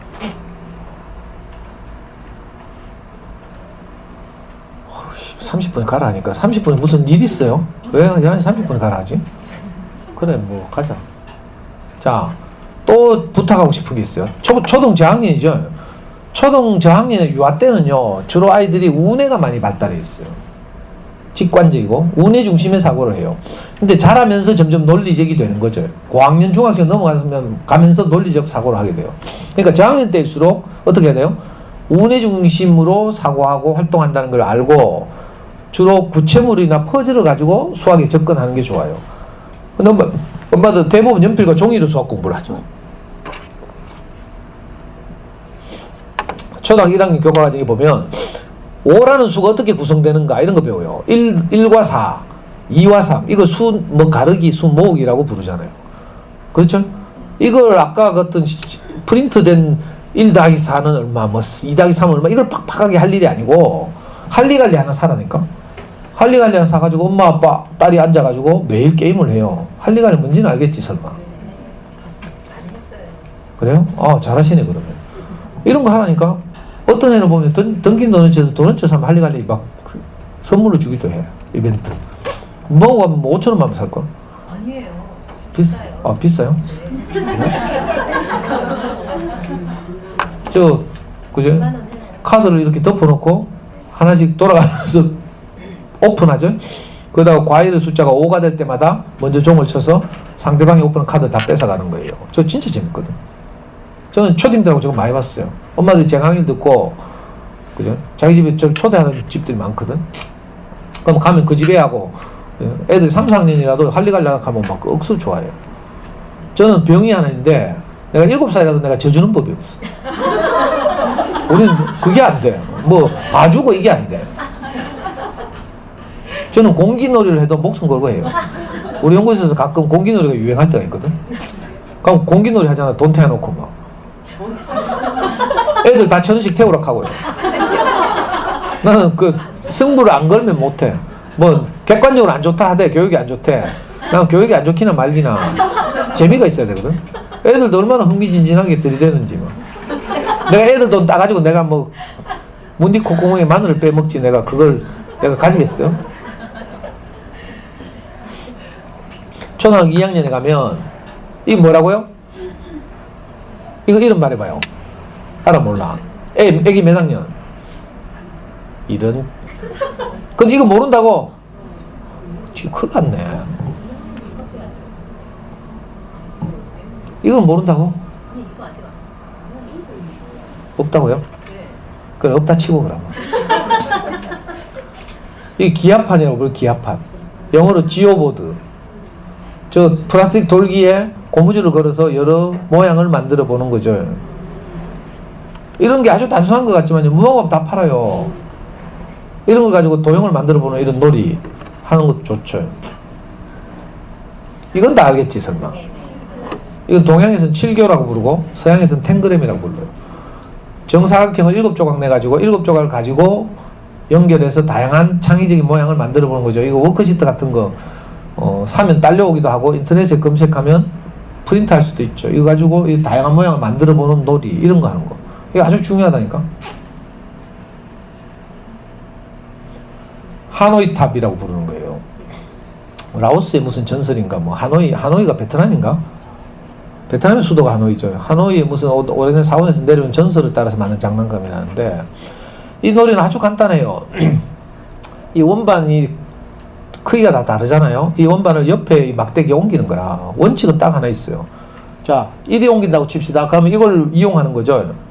근데 원칙은 딱 하나 있어요. 큰 원반이 작은 원반 위로 올라가면 안 된다. 예를 들어서 두 개를 옮기려면, 그죠? 요 놈을 여기 갖다 놓고, 큰 걸 여기 갖다 놓고, 작은 걸 옮겨야 되죠. 이게 정상적이나. 이거 하다 보면 9개 다 옮기다가 머리 쥐나? 한번 해봐요. 이게 재밌다니까. 근데 이거 하면서 애들이 고도의 집중력, 논리적 사고력을 키워요. 이 유명한 장난감인데. 옛날에 제가 영화 혹승탈출 보는데, 혹승탈출 보면 그 우주과학자, 나사 과학자들이 그 침팬지인가 걔들한테 훈련을 시키거든. 그러다가 얘들이 너무 훈련을 많이 시키는데 지능이 좋아져서 인간한테 대드는 거죠. 탈출해가지고. 그게 혹승탈출 시리즈거든요. 계속 나오고 있어요. 그때 내 영화보다 깜짝 놀랐잖아. 우주과학자들이 침팬지한테 이거 하노이탑을 시키더라니까. 아니, 그게 침팬지가 얼마나 빨리 하는지 막 내보다 더 빨리 해요. 그러니까 이 머리가 너무 좋아져가지고 탈출해가지고 인간하고 전쟁을 일으키잖아. 이 지능개발용 유명한 전설적인 장난감이에요. 처음에는 이거 9개 다 하려고 하면 안 돼. 5개. 또는 3개. 뭐, 유아나 1학년 같으면 3개 가지고 한번 해보고, 그 다음 5개 가지고 해보고, 최종적으로 이제 원리를 터득하면 9개 가지고 해보고, 이런 거죠. 다빈치 코드는요, 우리나라 어떤 조그만 회사가 만들었어. 근데 대박 냈잖아. 이거, 웬만한 학교에 방과후 수학교실 가면 이런 거 다 하던데. 이거 해봤어요? 얼마나 재밌는데. 저는요, 우리 연구소에서 초등학교 1학년짜리들하고 한다니까? 얼마나 재밌었는지 몰라. 내한테 이기면 1,000원씩 준다 하면 애들이 막 환장을 해가지고 눈 벌거 해가 막. 아주 논리적 사고를 요하기도 하고요. 추론하는 능력도 키우고. 이런 건 집에 다 있어야 되는데. 그리고 직접 아이들하고 해봐야 돼요. 엄마, 아빠, 아이 이렇게 앉아가지고. 이건 알겠지? 소위 말하는 유명한 지능개발용 수학 도구 가운데 멘사 셀렉트라고 있죠. 멘사에서 아이들이 지능개발로 좋다고 해서 선정하는 장난감들이 있어요. 그걸 멘사 셀렉트라고 하는데 한번 네이버 검색해봐요. 이런 게 멘사 셀렉트거든, 대표적으로. 이거 주차난이 일어난 주차장에서 자기 차를 출구로 빼내는 이 퍼즐인데, 빨간 차가 자기 차예요. 여기 있는 빨간 차. 여기가 출구죠. 턱이 보이죠? 출구. 이 차를 빼내야 돼요. 차가 너무 많이 막혀있죠? 못 빼내잖아. 그래서 어떻게 해야 돼요? 차를 치워야 되지. 이 빨간 차를 요만큼 당기고, 이 차를 이리 올리고, 뭐 이걸 이리 당기고, 뭐 어쩌고저쩌고 해가지고, 논리적으로 계속 연구해가지고, 이 차를 이리 빼내야 돼. 지금 얼핏 보기 굉장히 어렵죠. 이 러시아에서 클래식인데, 클래식에 보면 카드가 40장 들어있어요. 1번 카드는 주차장에 차가 몇 대 없어. 그래서 금방 빼낼 수 있어요. 40번으로 가면 이렇게 차가 많다니까. 그럼 머리 쥐나는 거지, 이제. 이거 빼내겠어요? 얼핏 보기엔 저도 잘 안 보이는데, 길이. 그러니까 고도의 사고를 해야 되는 거죠. 이걸 가지고, 그죠? 이런 놀다 보면 저절로 논리적으로 사고하게 돼요. 수학공부의 목표가 뭐라고요? 생각하는 힘을 기르는 것이다. 그냥 이런 걸 해야 생각하는 힘이 길러지지. 연필과 종이로 맨날 뭐 더하기 빼기만 해가지고 생각하는 힘이 길러지겠어요? 아니라니까. 어떤 애들요, 7살짜리 머시마다 성질 급한 놈들한테 이거 시켜보니까 아무래도 안 되거든? 바로 차를 드러내요, 그냥. 이거 주차장에서 빼내랄 거니까. 지가 아무리 뭐 차 움직여도 안 되고 성질은 급하지. 이 논리적 사고는 안 되지. 이러니까 차를 들어다가 빼내더라니까. 희한한 애들 다 봤어.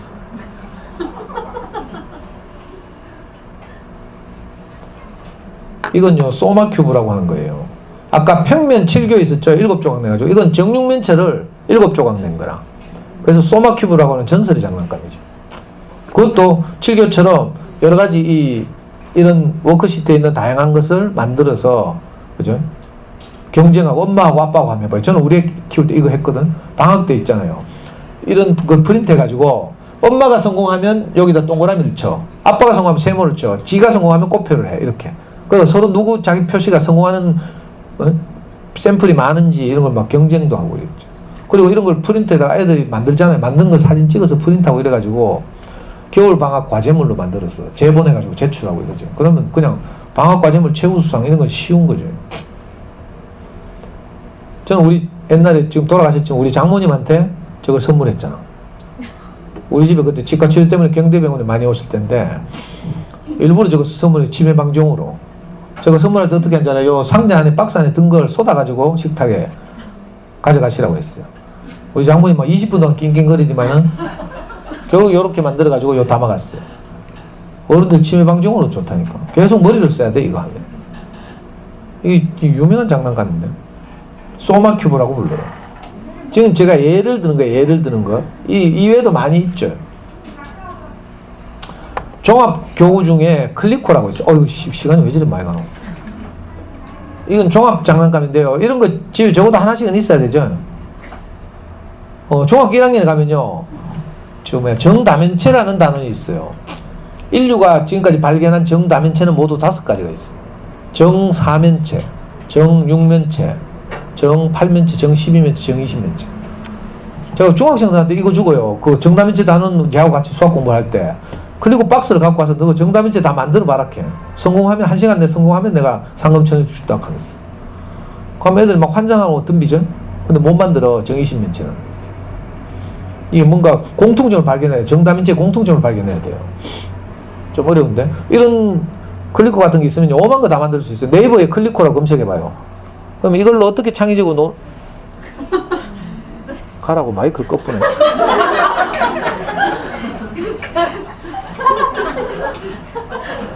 자, 아니 이거 충전이 다 됐나봐요. 전 매일 목을 쓰기 때문에 이거 마이크 없으면 안 되는데. 갈게요. 오늘 강의 내용이 너무 좋은데 제가 11시 30분까지 부탁을 드렸는데 혹시 12시까지 그냥 강의를 부탁드려도 아니 갈랐고요 지금. 목 다 쉬는데. 저 삐졌어요. 또 있어요. 아씨 마이크 없어야 되는데.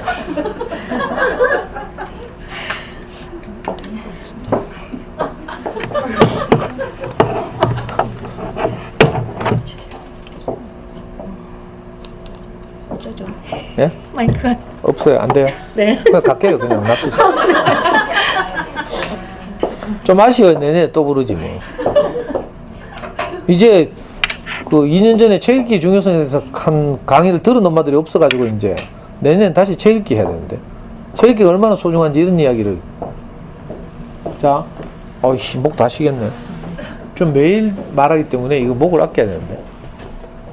이 클리코한 종합 장난감은요, 대구 침산도에 있는 어떤 조그만 오퍼상이 이걸 대만에서 수입했어요. 그래가지고 15년 전에 해마다 11월 달이 되면 서울에 코엑스에서요, 유아교육 박람회라는 걸 해요. 그러면 전국의 모든 이 교구업자나 장난감업자들이 부스를 만들어서 자기들의 제품을 출시하죠. 그러면 뭐 유치원이나 이런 데서 원장선생님들이랑 막 가보잖아. 거기에 이게 처음 나왔는데 잠순에 어떤 아줌마가 이걸 발견하고 사진 찍어서 잠순에 올렸어. 바로 그날로 이게 동이 났어. 저도 이걸 보고요. 바로 대구니까 코엑스까지 못 가잖아요. 그래가 침산동에 그 수입업자 사무실 찾아갔다니까 제가. 우리 초등학교 5학년 때. 5학년이 뭐 이런 거 생각할 수 있지만 조금이라도 도움이 되면 제가 뭐든지 하고 싶어서. 저는 강의 때마다 이걸 추천해요. 이 15년, 20년 추천했는데 이것 때문에 욕먹은 적은 없어. 좀 비싸죠. 제가 우리 아이 때 살 때는 850피스짜리가 10만원 했거든요. 근데 뭐 얼마 못 만들어. 850피스 해봐야. 요즘은요 2000피스 클리코 2120 뭐 2121 이런 수준에게 한 20만원? 이렇게 해요. 돈 아까우면 체압 보고 뭐. 애들 둘 이상 있으면 이거 사면요 정말 창의적으로 가지고 놀 수 있어. 남자애들 대부분 수학을 잘하잖아요. 여자애들보다. 이게 뭐 지능의 차이가 아니고요. 여자애들은 대부분 어릴 때 인형 색칠하기, 인형 옷 갈아입히기 이런 거 하고 남자애들은 레고 놀이 하거든. 그래서 그 차이가 나는 거예요. 공간지각력 이런 데서 큰 차이가 있어요.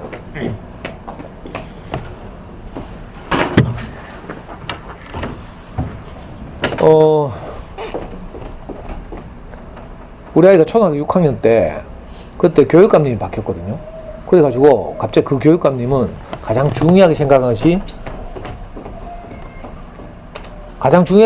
뭔가 하면요 창의력이었어. 창의력. 그때 교육감님 갈락하는데 자꾸 마이크를 주시네. 죄송합니다. 건전지가 다 된 것 같아요. 죄송합니다. 예. 창의력 경진들을 하는데요.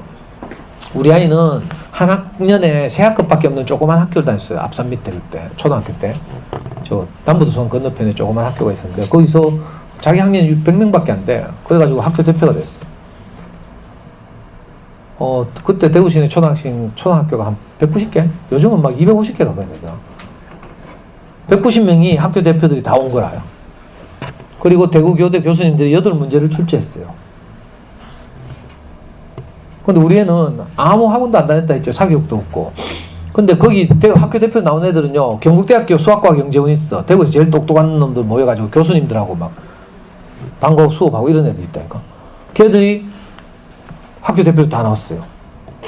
그때 내 지금 기억나는데, 대구에서 우리 애 동기 중에 제일 똑똑한 애가 있었다니까. 걔가 요 도원초등학교 다녔어. 도원초등학교 노이수라고 유명했는데, 중3 때까지 대구 시내에서 수학과가 제일 잘했어. 그 얘는 고등학교로 한국과학 영재학교 갔잖아. 그래가지고 고등학교 2학년 마치고 프린스턴.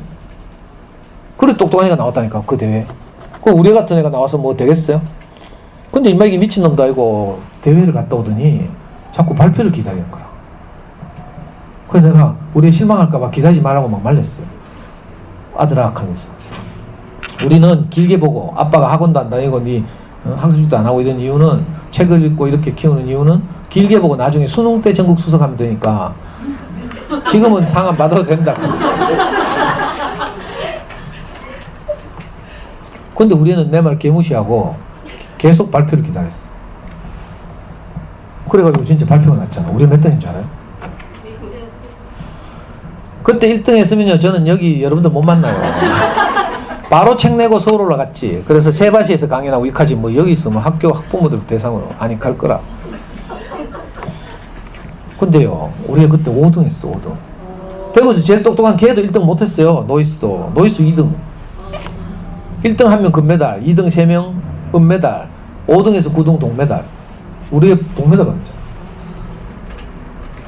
이거요, 작년에 우리 애가 대학 졸업하고 작년에 외국에서 취직해서 나갔는데, 제가 우리 애 방 쓰려고 정리하다가 이거 발견했어요. 그런데 급히 사진 찍어 왔잖아. 이게 뭘 말하는 줄 알아요? 어릴 때 어떤 과정을 거치면 뭐가 자란다니까? 그 뭐 사교육을 하고 이런 문제가 아니고요. 그때 이거 뭐야, 국어 문제 나온 거 내가 재작년에 와서 말씀드렸는데, 생략하고 수학 문제 어떤 게 나온 줄 알아요? 아까 이거 뭐라 했어요? 지오보드라고 했죠? 지오보드에 9개, 10개의 돌기를 주고, 내가 좀 특별히 빨간색으로 저를 해놨어요. 돌기를 주고 저기다 고무줄을 걸어서 삼각형을 만드는데, 삼각형의 넓이가 2가 되도록 하라. 이런 문제가 나왔어. 고무줄을 많이 걸면 높은 점수를 받는 거야. 상식적으로 삼각형의 넓이는 밑변 곱하기 높이 나누기 2니까 어떻게 하면 돼요? 요렇게 걸면 되죠. 이 2잖아, 2. 맞죠? 자, 이걸 사방을 돌아가면서 할 수 있으니까 요렇게 걸 수 있는 게 4개라. 맞죠? 요렇게. 맞죠? 또 돌아가면서 요렇게. 또 이쪽에서 요렇게. 이렇게 4개죠? 그 다음에는 밑변을 요렇게 2가 하고 중앙이 높이가 되게 요런 삼각형을 만들 수 있죠? 이것도 4개라. 8개는 우리가 쉽게 찾겠죠? 이제 문제는 요 놈을 이용하는 거야. 내가 문제를 정확하게 그때 기억했는지 모르겠는데 하여튼 이런 문제가 났어요. 아주 단순한데도 아이들이 창의성을 측정하는, 또 뭐 다른 문제 있었는데. 그러니까 이렇게 이 장난감들 많이 가지고 놀라니까, 요즘은 이제, 요즘이 아니죠. 한 2000년대 초반부터는 국회에서 영재교육법이 통과돼가지고 4학년부터 공식적으로 교육청 영재교육을 실시하고 있죠. 그래서 3학년 겨울 방학이 되면 그 학교에서 가장 똑똑한 애들 대표로 보내야 돼. 한 학급에 밤 0.5명씩. 예를 들어서 6학급 있는 학교 같으면 3명을 대표로 보내야 돼요. 그러면 그 애들 모아가지고 남부교육청에서 전국적으로 똑같은 시험을 치죠. 영재선발 시험. 아는 건 모르겠네. 저학년에서 몰라? 어이씨. 그러니까 남부교육청에 60명, 동부교육청 60명, 서부교육청 60명, 달성군교육청 20명, 이렇게 200명을 공식적 교육청 영재로 주말마다 일주일에 한 번씩 모여서 따로 수업을 받아요. 이런 건 안 하고. 그런 거 할 때요, 뭐 특별히 뭐 이상한 거 하지 말고, 팩토니, 시멘슨 이런 거 하지 말고, 집에서 이런 걸 갖고 놀라니까. 엄마들 뭐 하늘교육 뭐 이런 데, 아유. 특정 브랜드를 내가 이야기하면 안 되지. 이런 걸 그냥 집에서 자연스럽게 갖고 놀라니까요. 그러면 저절로 뭐가 개발되고, 유아기 때는 뭐 해야 돼? 종이접기 많이 해야 되고. 이런 게 수학에서 아주 중요한 활동인데, 엄마들은 전부 연필과 종이로 프린트된 걸 뭐 하는 거, 이걸 수학 공부라고 생각하고 있어. 그러니까 애들 질리는 거죠.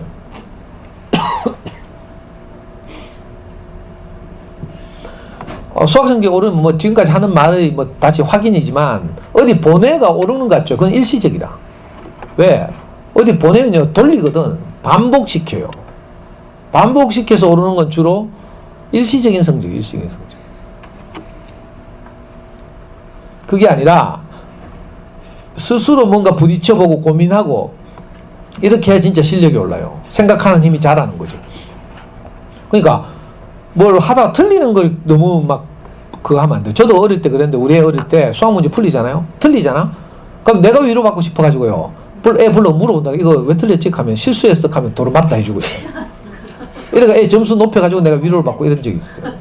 이게 우리 마음, 부모 마음이지, 부모 마음. 근데 틀려도 괜찮아, 사실은. 그 틀리는 과정이 문제죠. 고민하고 문제를 해결하려고 하다가 틀렸느냐? 그럼 생각하는 힘은 자랐잖아요?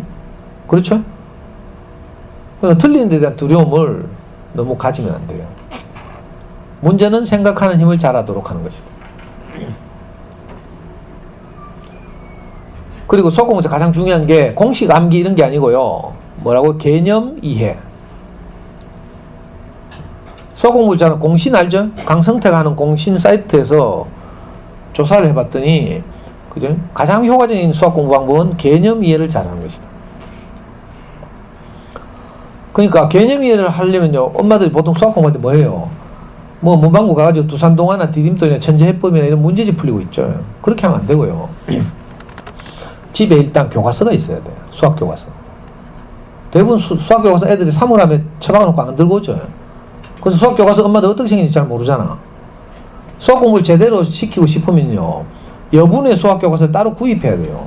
인터넷 사이트에 교과서를 전문적으로 파는 사이트가 있어.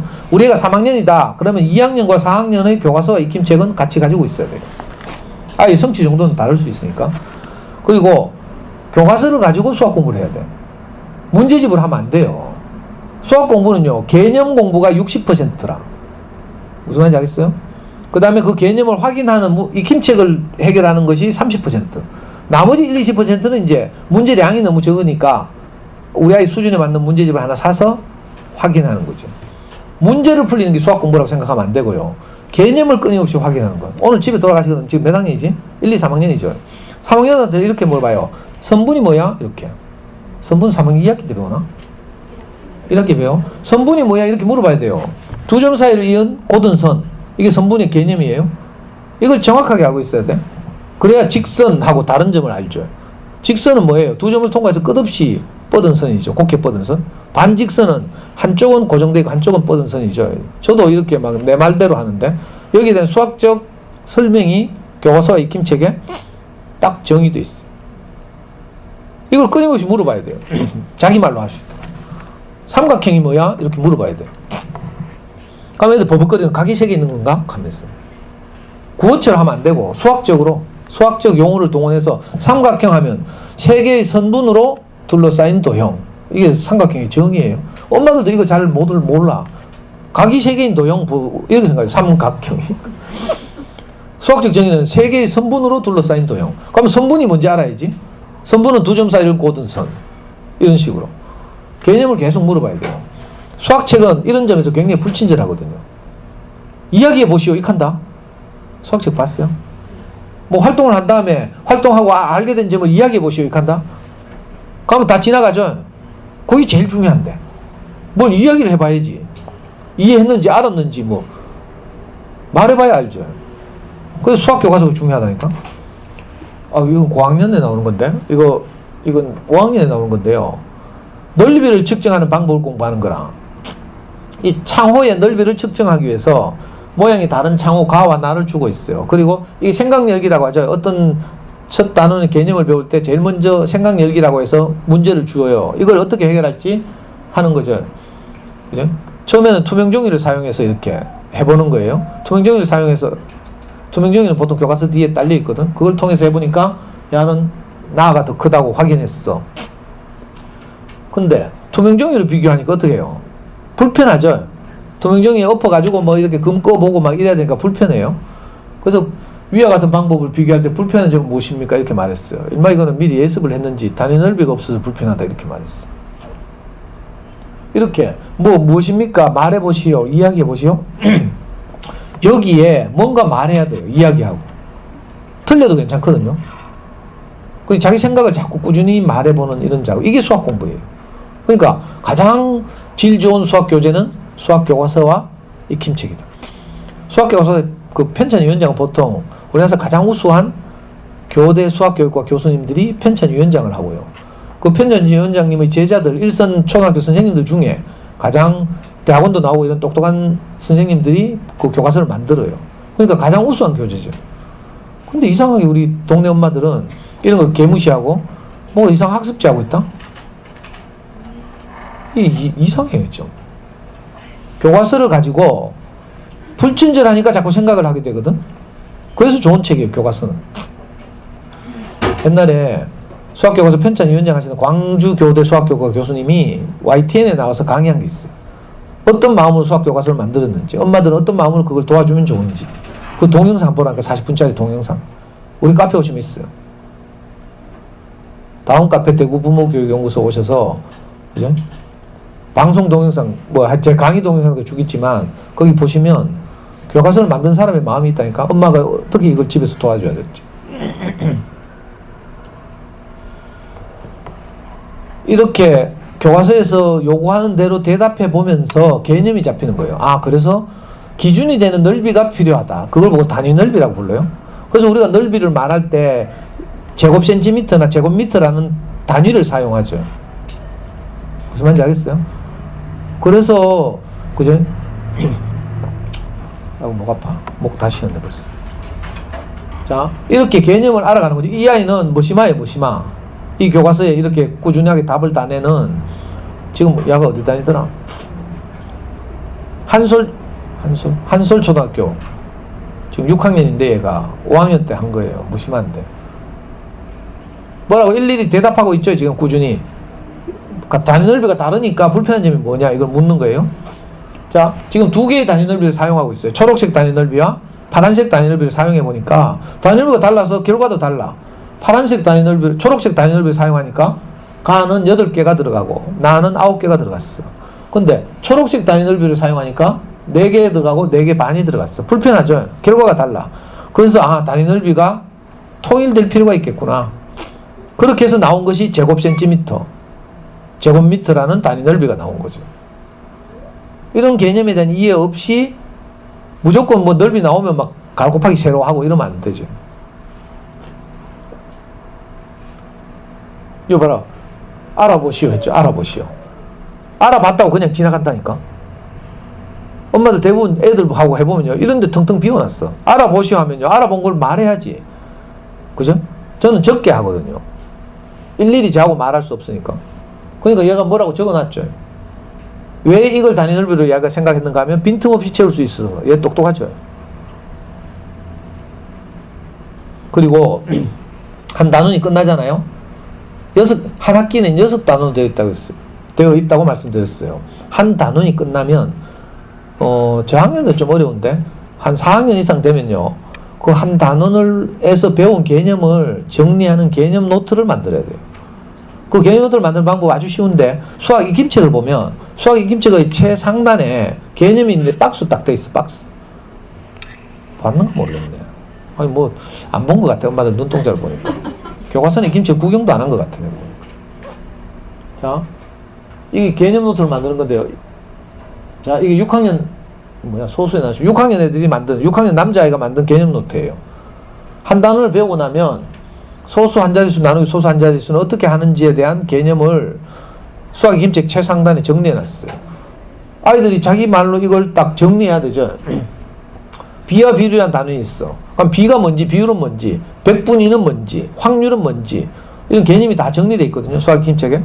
그럼 그걸 노트에 옮겨 적게 해. 옮겨 적은 다음에 다 적었잖아요? 다 정리했잖아? 그럼 불러. 노트 가져와. 하면서. 엄마는 노트를 보면서 애한테 물어보는 거야. 비가 뭐야? 이렇게. 이 비를 자기 말로 할 수 있으면 얘는 좀 아는 거죠.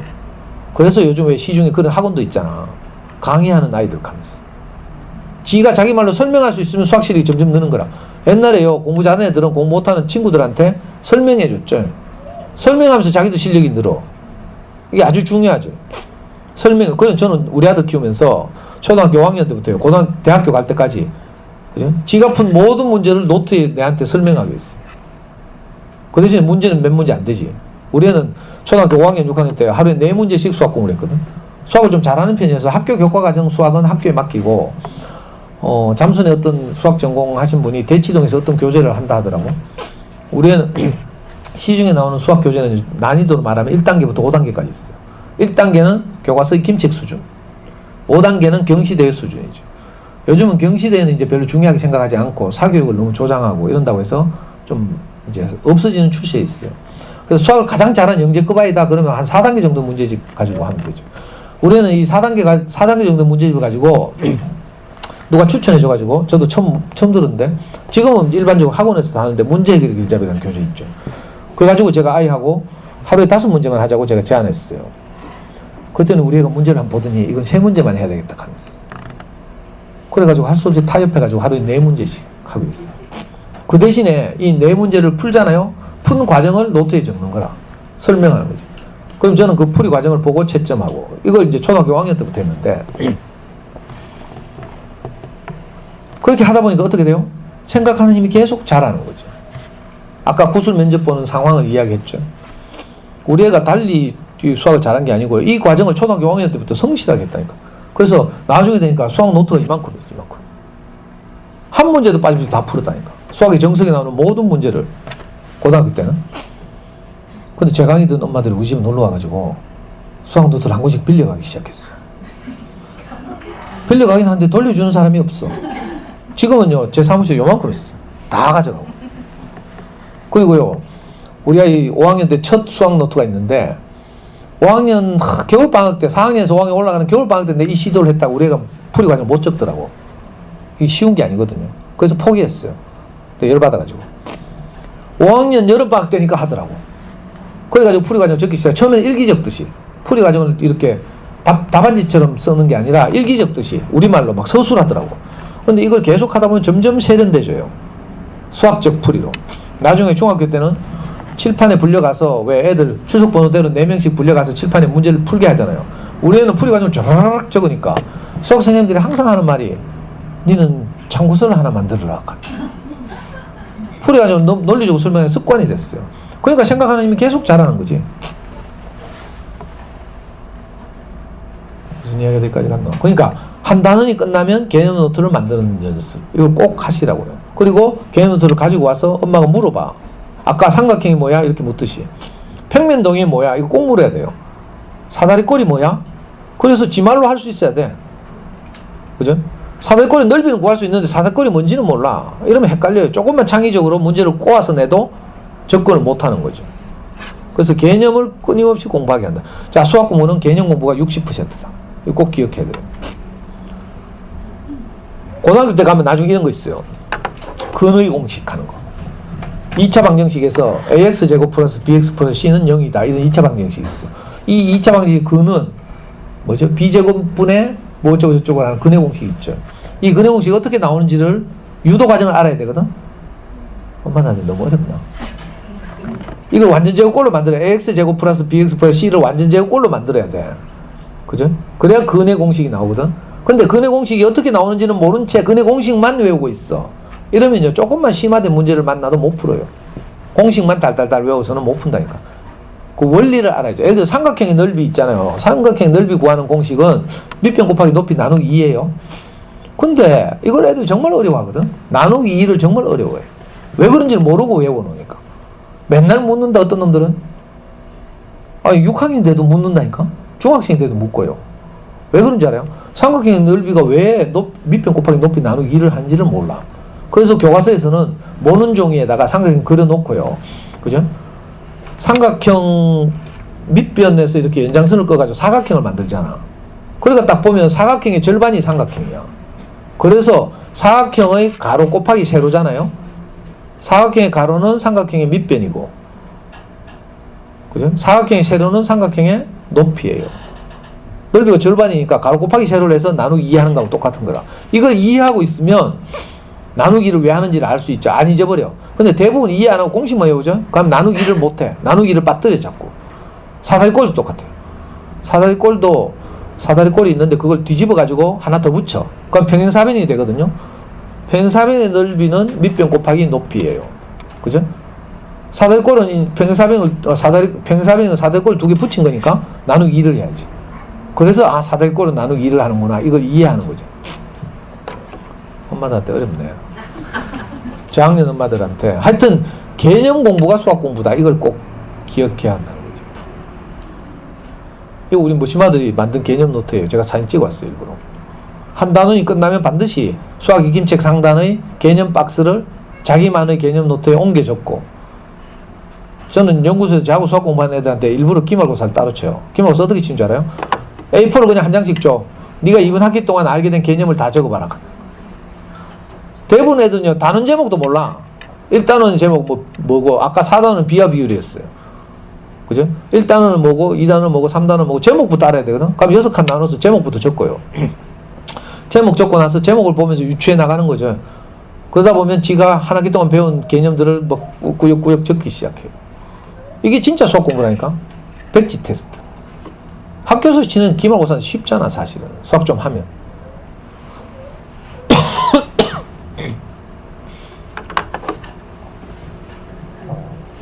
아까 30분까지 하락했는데. 엄마들은 불안하죠. 그러니까 어떻게 해요? 문제집을 여러 권 풀어, 기말고사 앞두고. 저녁마다 애 잡죠. 애는 또 질질 끌고 하기 싫어가면 미치락 하거든. 독한 엄마들은 두산동화도 하고 천재해법도 하고 디딤돌도 하고 문제를 열심히 풀려야 돼. 왜? 실수를 줄이기 위해서. 근데 수학 공부 그렇게 하면 안 되고요. 자, 문제집을 다룰 때 어떤 문제집을 선택해요? 어떤 문제집을 선택하는가 하면 우리 아이 수준에서 정답률이 70에서 80% 정도 나오는 문제집. 이게 우리 아이에게 가장 적절한 문제집이에요. 정답률이 90% 이상을 넘어가면 그 문제집 하는 효과가 없어요. 너무 쉬워서. 또 정답률이 더 밑으로 떨어지면 애가 좌절해. 그래서 70에서 80% 정답률을 보이는 교재가 우리 아이에게 가장 적절한 수학 문제집이고요. 그걸 택해서 하잖아요. 그러면 당연히 20에서 30%는 틀리죠. 오답 나오죠, 오답. 그 오답 때문에 열받지 말라니까. 왜? 20%에서 30% 오답 나오게 돼 있는 문제집을 우리가 택했어. 아무리 틀려봐야 결국 20에서 30%예요. 그러니까 오답 틀리는 건 당연하다 이렇게 생각해야 되죠. 그리고 어떤 면에서는 저는 우리 아이한테 이런 말 많이 했는데 우리는 틀리기 위해서 공부한다. 무슨 말인지 알겠어요? 찍어서 맞추면요 나중에 중요한 자기 인생에 걸린 중요한 시험에서 장담할 수가 없어요. 근데 늘 20, 30% 틀리잖아. 틀리는 걸 우리가 발견하고 그걸 도와주는 게 공부하는 거죠. 집에서 자기주도적으로 공부하는 이유는 그거예요. 틀리는 문제를 발견하고 우리가 뭘 불확실하게 아는지를 찾아서 그걸 메꿔주는 것. 이게 수학 공부거든. 그러니까 틀리는 걸 고마워해야지 틀린다고 쥐어 박을 일이 아니고. 맞죠? 맞나 모르겠네. 그래서 여러 문제집 다루면 안 되고 한 권 딱 택해서 이게 전설인데 입시계의 전설이에요. 그죠? 여러 권의 문제집을 한 번씩 푸는 것보다 한 권의 문제집을 여러 권 푸는 것이 훨씬 효과적이다. 우리도 아까 했죠. 초등 5, 6학년 때는 문제해결 길잡이라는 교재를 가지고 했는데 어떻게 한 줄 알아요? 하루에 4문제씩 꾸준히 성실하게 풀면 일주일에 5일, 뭐 손님 오는 날 있으면 4일 풀거든요. 4문제씩 하면 10달 걸려. 수학 문제집 하나 푸는데. 제가 해보니까 10달 걸려요. 그러면 10달 걸려서 틀린 문제 체크해놨죠? 그걸 다시 이제 한 바퀴 더 돌리는 거라. 틀린 문제만 한 달 걸려, 한 달. 한 바퀴 더 돌렸어요. 틀린 문제 중에 어려운 문제 또 틀려. 자, 그거 가지고 다시 일주일. 무슨 말인지 알겠어요? 이렇게. 그러면 몇 바퀴 돌리는 건데 3바퀴, 4바퀴 돌리는 셈이죠. 뭐 당연히 맞추는 문제 또 할 거 없고 어떻게 한 문제집을 여러 번 한다는 말이 이 말이에요. 자, 처음에는 순수하게 한 바퀴, 10달. 자, 오답 처리 한 바퀴, 한 달. 그 다음에 다시 나온 또 두 번째 오답 또 일주일. 이렇게. 그렇게 하면 이 한 권의 교재는 완벽하게 소화하는 거죠. 그런데 이제 좀 어려운 문제집 하다 보면 이건 인간으로서는 도저히 못 풀겠다 이런 문제 있어요. 그런 건 답지 보여주고 이제. 아니면 그냥 넘어가고 이렇게. 수학 성취 정도에 따라서 우리의 수능 성적표예요.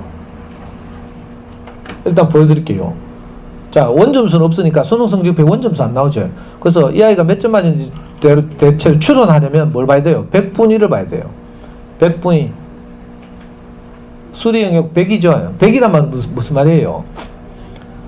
위로 하나도 없다 이런 뜻이라. 어떻게 하면 위로 하나도 없어요?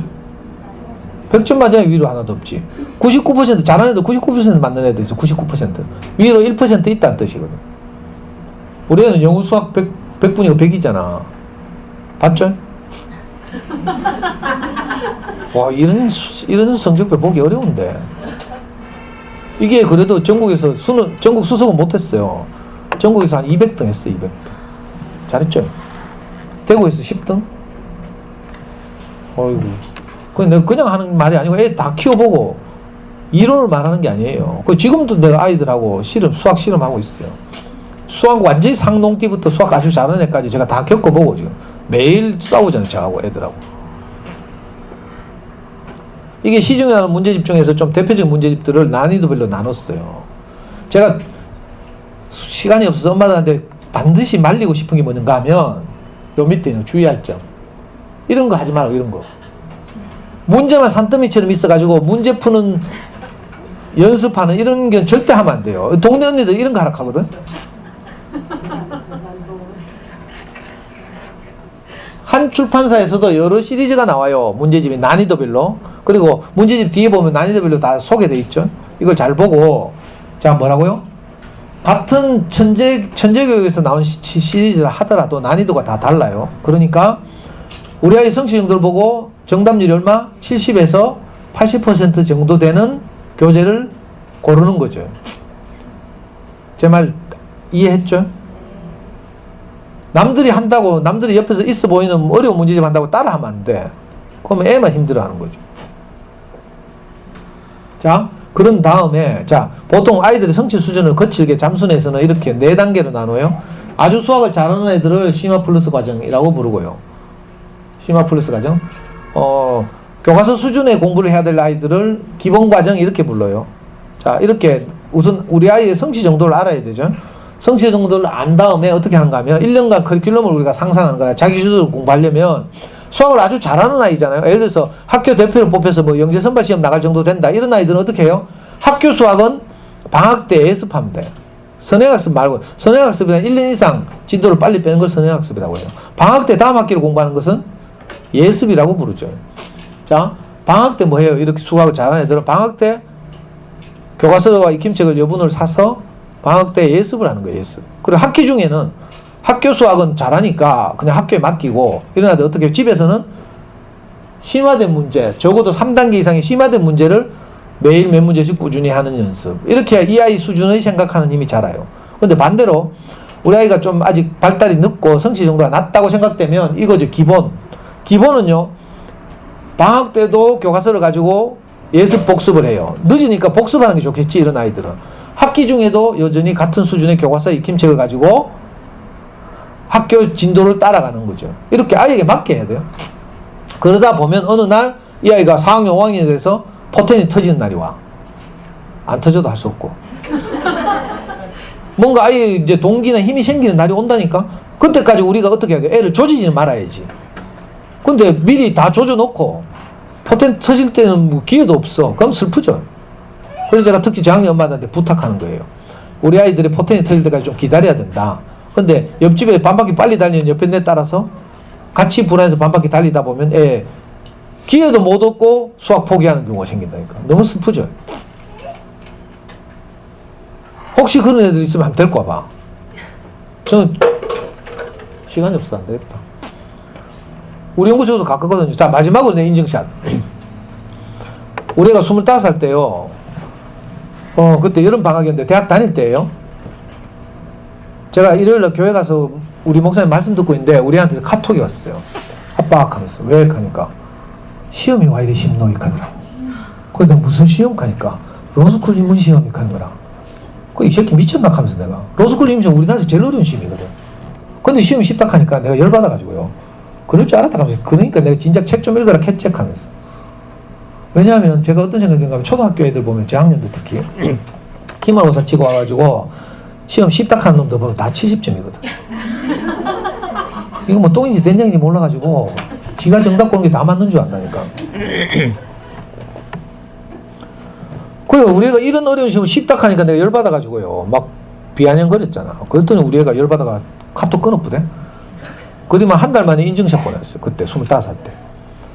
이 로스쿨 입문 시험은요, 20대 중반에서 30대 중반에 이르는 우리나라에서 가장 논리적으로 그죠? 성장한 청년들이 법률가가 되기 위해서 치는 시험이에요. 가장 그 객관적 시험이죠. 이 시험의 특징이 뭔지 알아요? 교과서가 없어. 벼락치기가 안 돼. 기출문제집밖에 없어, 교재라고는. 그리고 수험생들 사이에서는 이 시험은 공부해서 되는 시험이 아니다, 이런 말이 있어. 그러니까 지금 뭐 당장 이 시험을 준비한다고 성적이 확 오르고 이런 종목이 아니라는 거죠. 이 시험은 딱 두 과목 쳐요, 두 과목. 한 과목은 언어 이해, 한 과목은 추리 논증. 우리가 근데 로스쿨 갈 생각이 없거든요.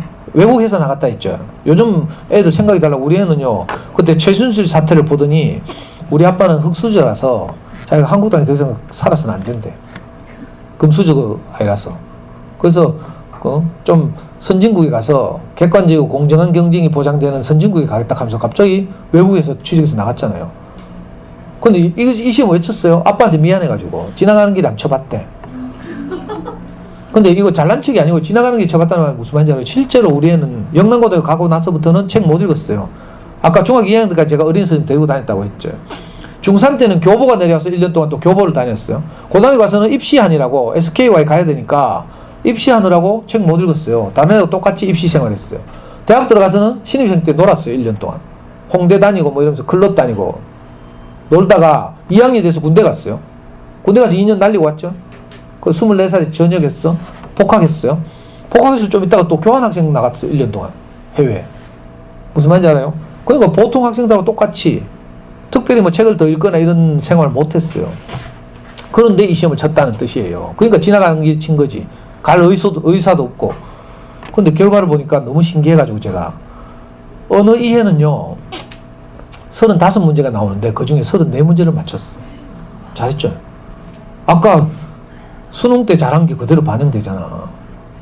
근데 이날은 이해는 문제가 좀 쉬웠나 봐. 100분위를 보니까 95%, 상위 5%라는 뜻이죠. 이 말은 한 문제 틀린 아이와 다 맞춘 아이가 5%나 있다, 이런 뜻이죠. 그러니까 최상위권 변별에는 실패한 시험이에요. 자, 추리 논증이라는 과목은 35문제 중에 우리 애가 29문제를 맞췄어요. 그런데 100분위가 어때요? 98.2%, 상위 1.8%. 이건 변별력이 있었다는 뜻이죠. 추리 논증은요, 수학의 논리적 사고 영역하고 비슷해요. 무슨 말인지 알겠어요? 숫자 없는 수학, 논리 수학, 뭐 이런 거죠. 그러니까 이 시험을 보고 제가 안 게 있다니까? 어린 시절에 어떻게 키우는가가 단순히 이번 기말 성적을 올리는 뭐 이런 문제가 아니고 평생 가는구나. 이 시험에서 134점 얼마를 받았어요. 표준점수 134점 얼마를 받았는데 전국에서 120등 했어요. 로스쿨 가는 애들이 7,500에서 8,000이 시험을 치고 그중 2,000명이 로스쿨을 가요. 정원이 2,000명이거든. 거기서 120등 했다니까. 잘했죠? 서울대 로스쿨 정원이 160명, 연세대 고려대 120명씩. 우리가 130 몇 점을 받았는데요. 경북대 로스쿨의 합격자 평균 저점수가 110점이에요. 작년에 연세대 로스쿨 합격자들의 평균 시험 점수가 126점. 잘했죠? 제가 뭘 말하고 싶겠어요? 어릴 때 어떻게 키우는가가 평생 간다. 그러니까 어릴 때 호작질 하면 안 된다니까?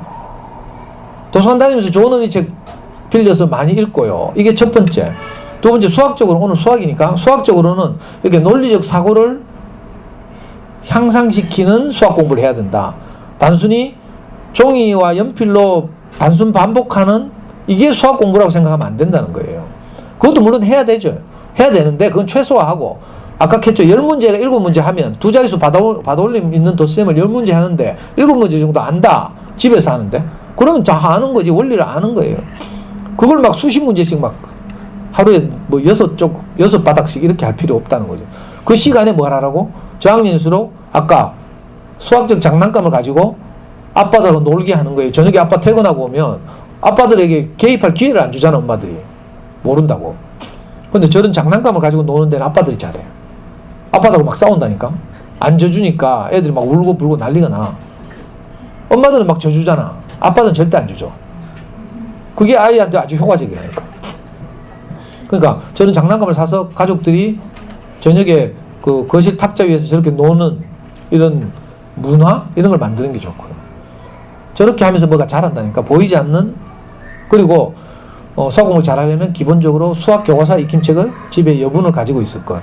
왜냐하면 요즘은 아이들 가방 무겁다고 사물함에 다 두고 오기 때문에 반드시 여분의 익힘책과 교과서를 가지고 가장 좋은 교재니까 그걸 가지고 하루에 2쪽씩 꾸준히 해보라는 것.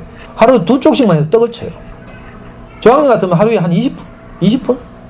1학년 같으면 10분? 이렇게만 해도 돼. 그걸 일주일에 4일, 5일 한다고 생각해봐요.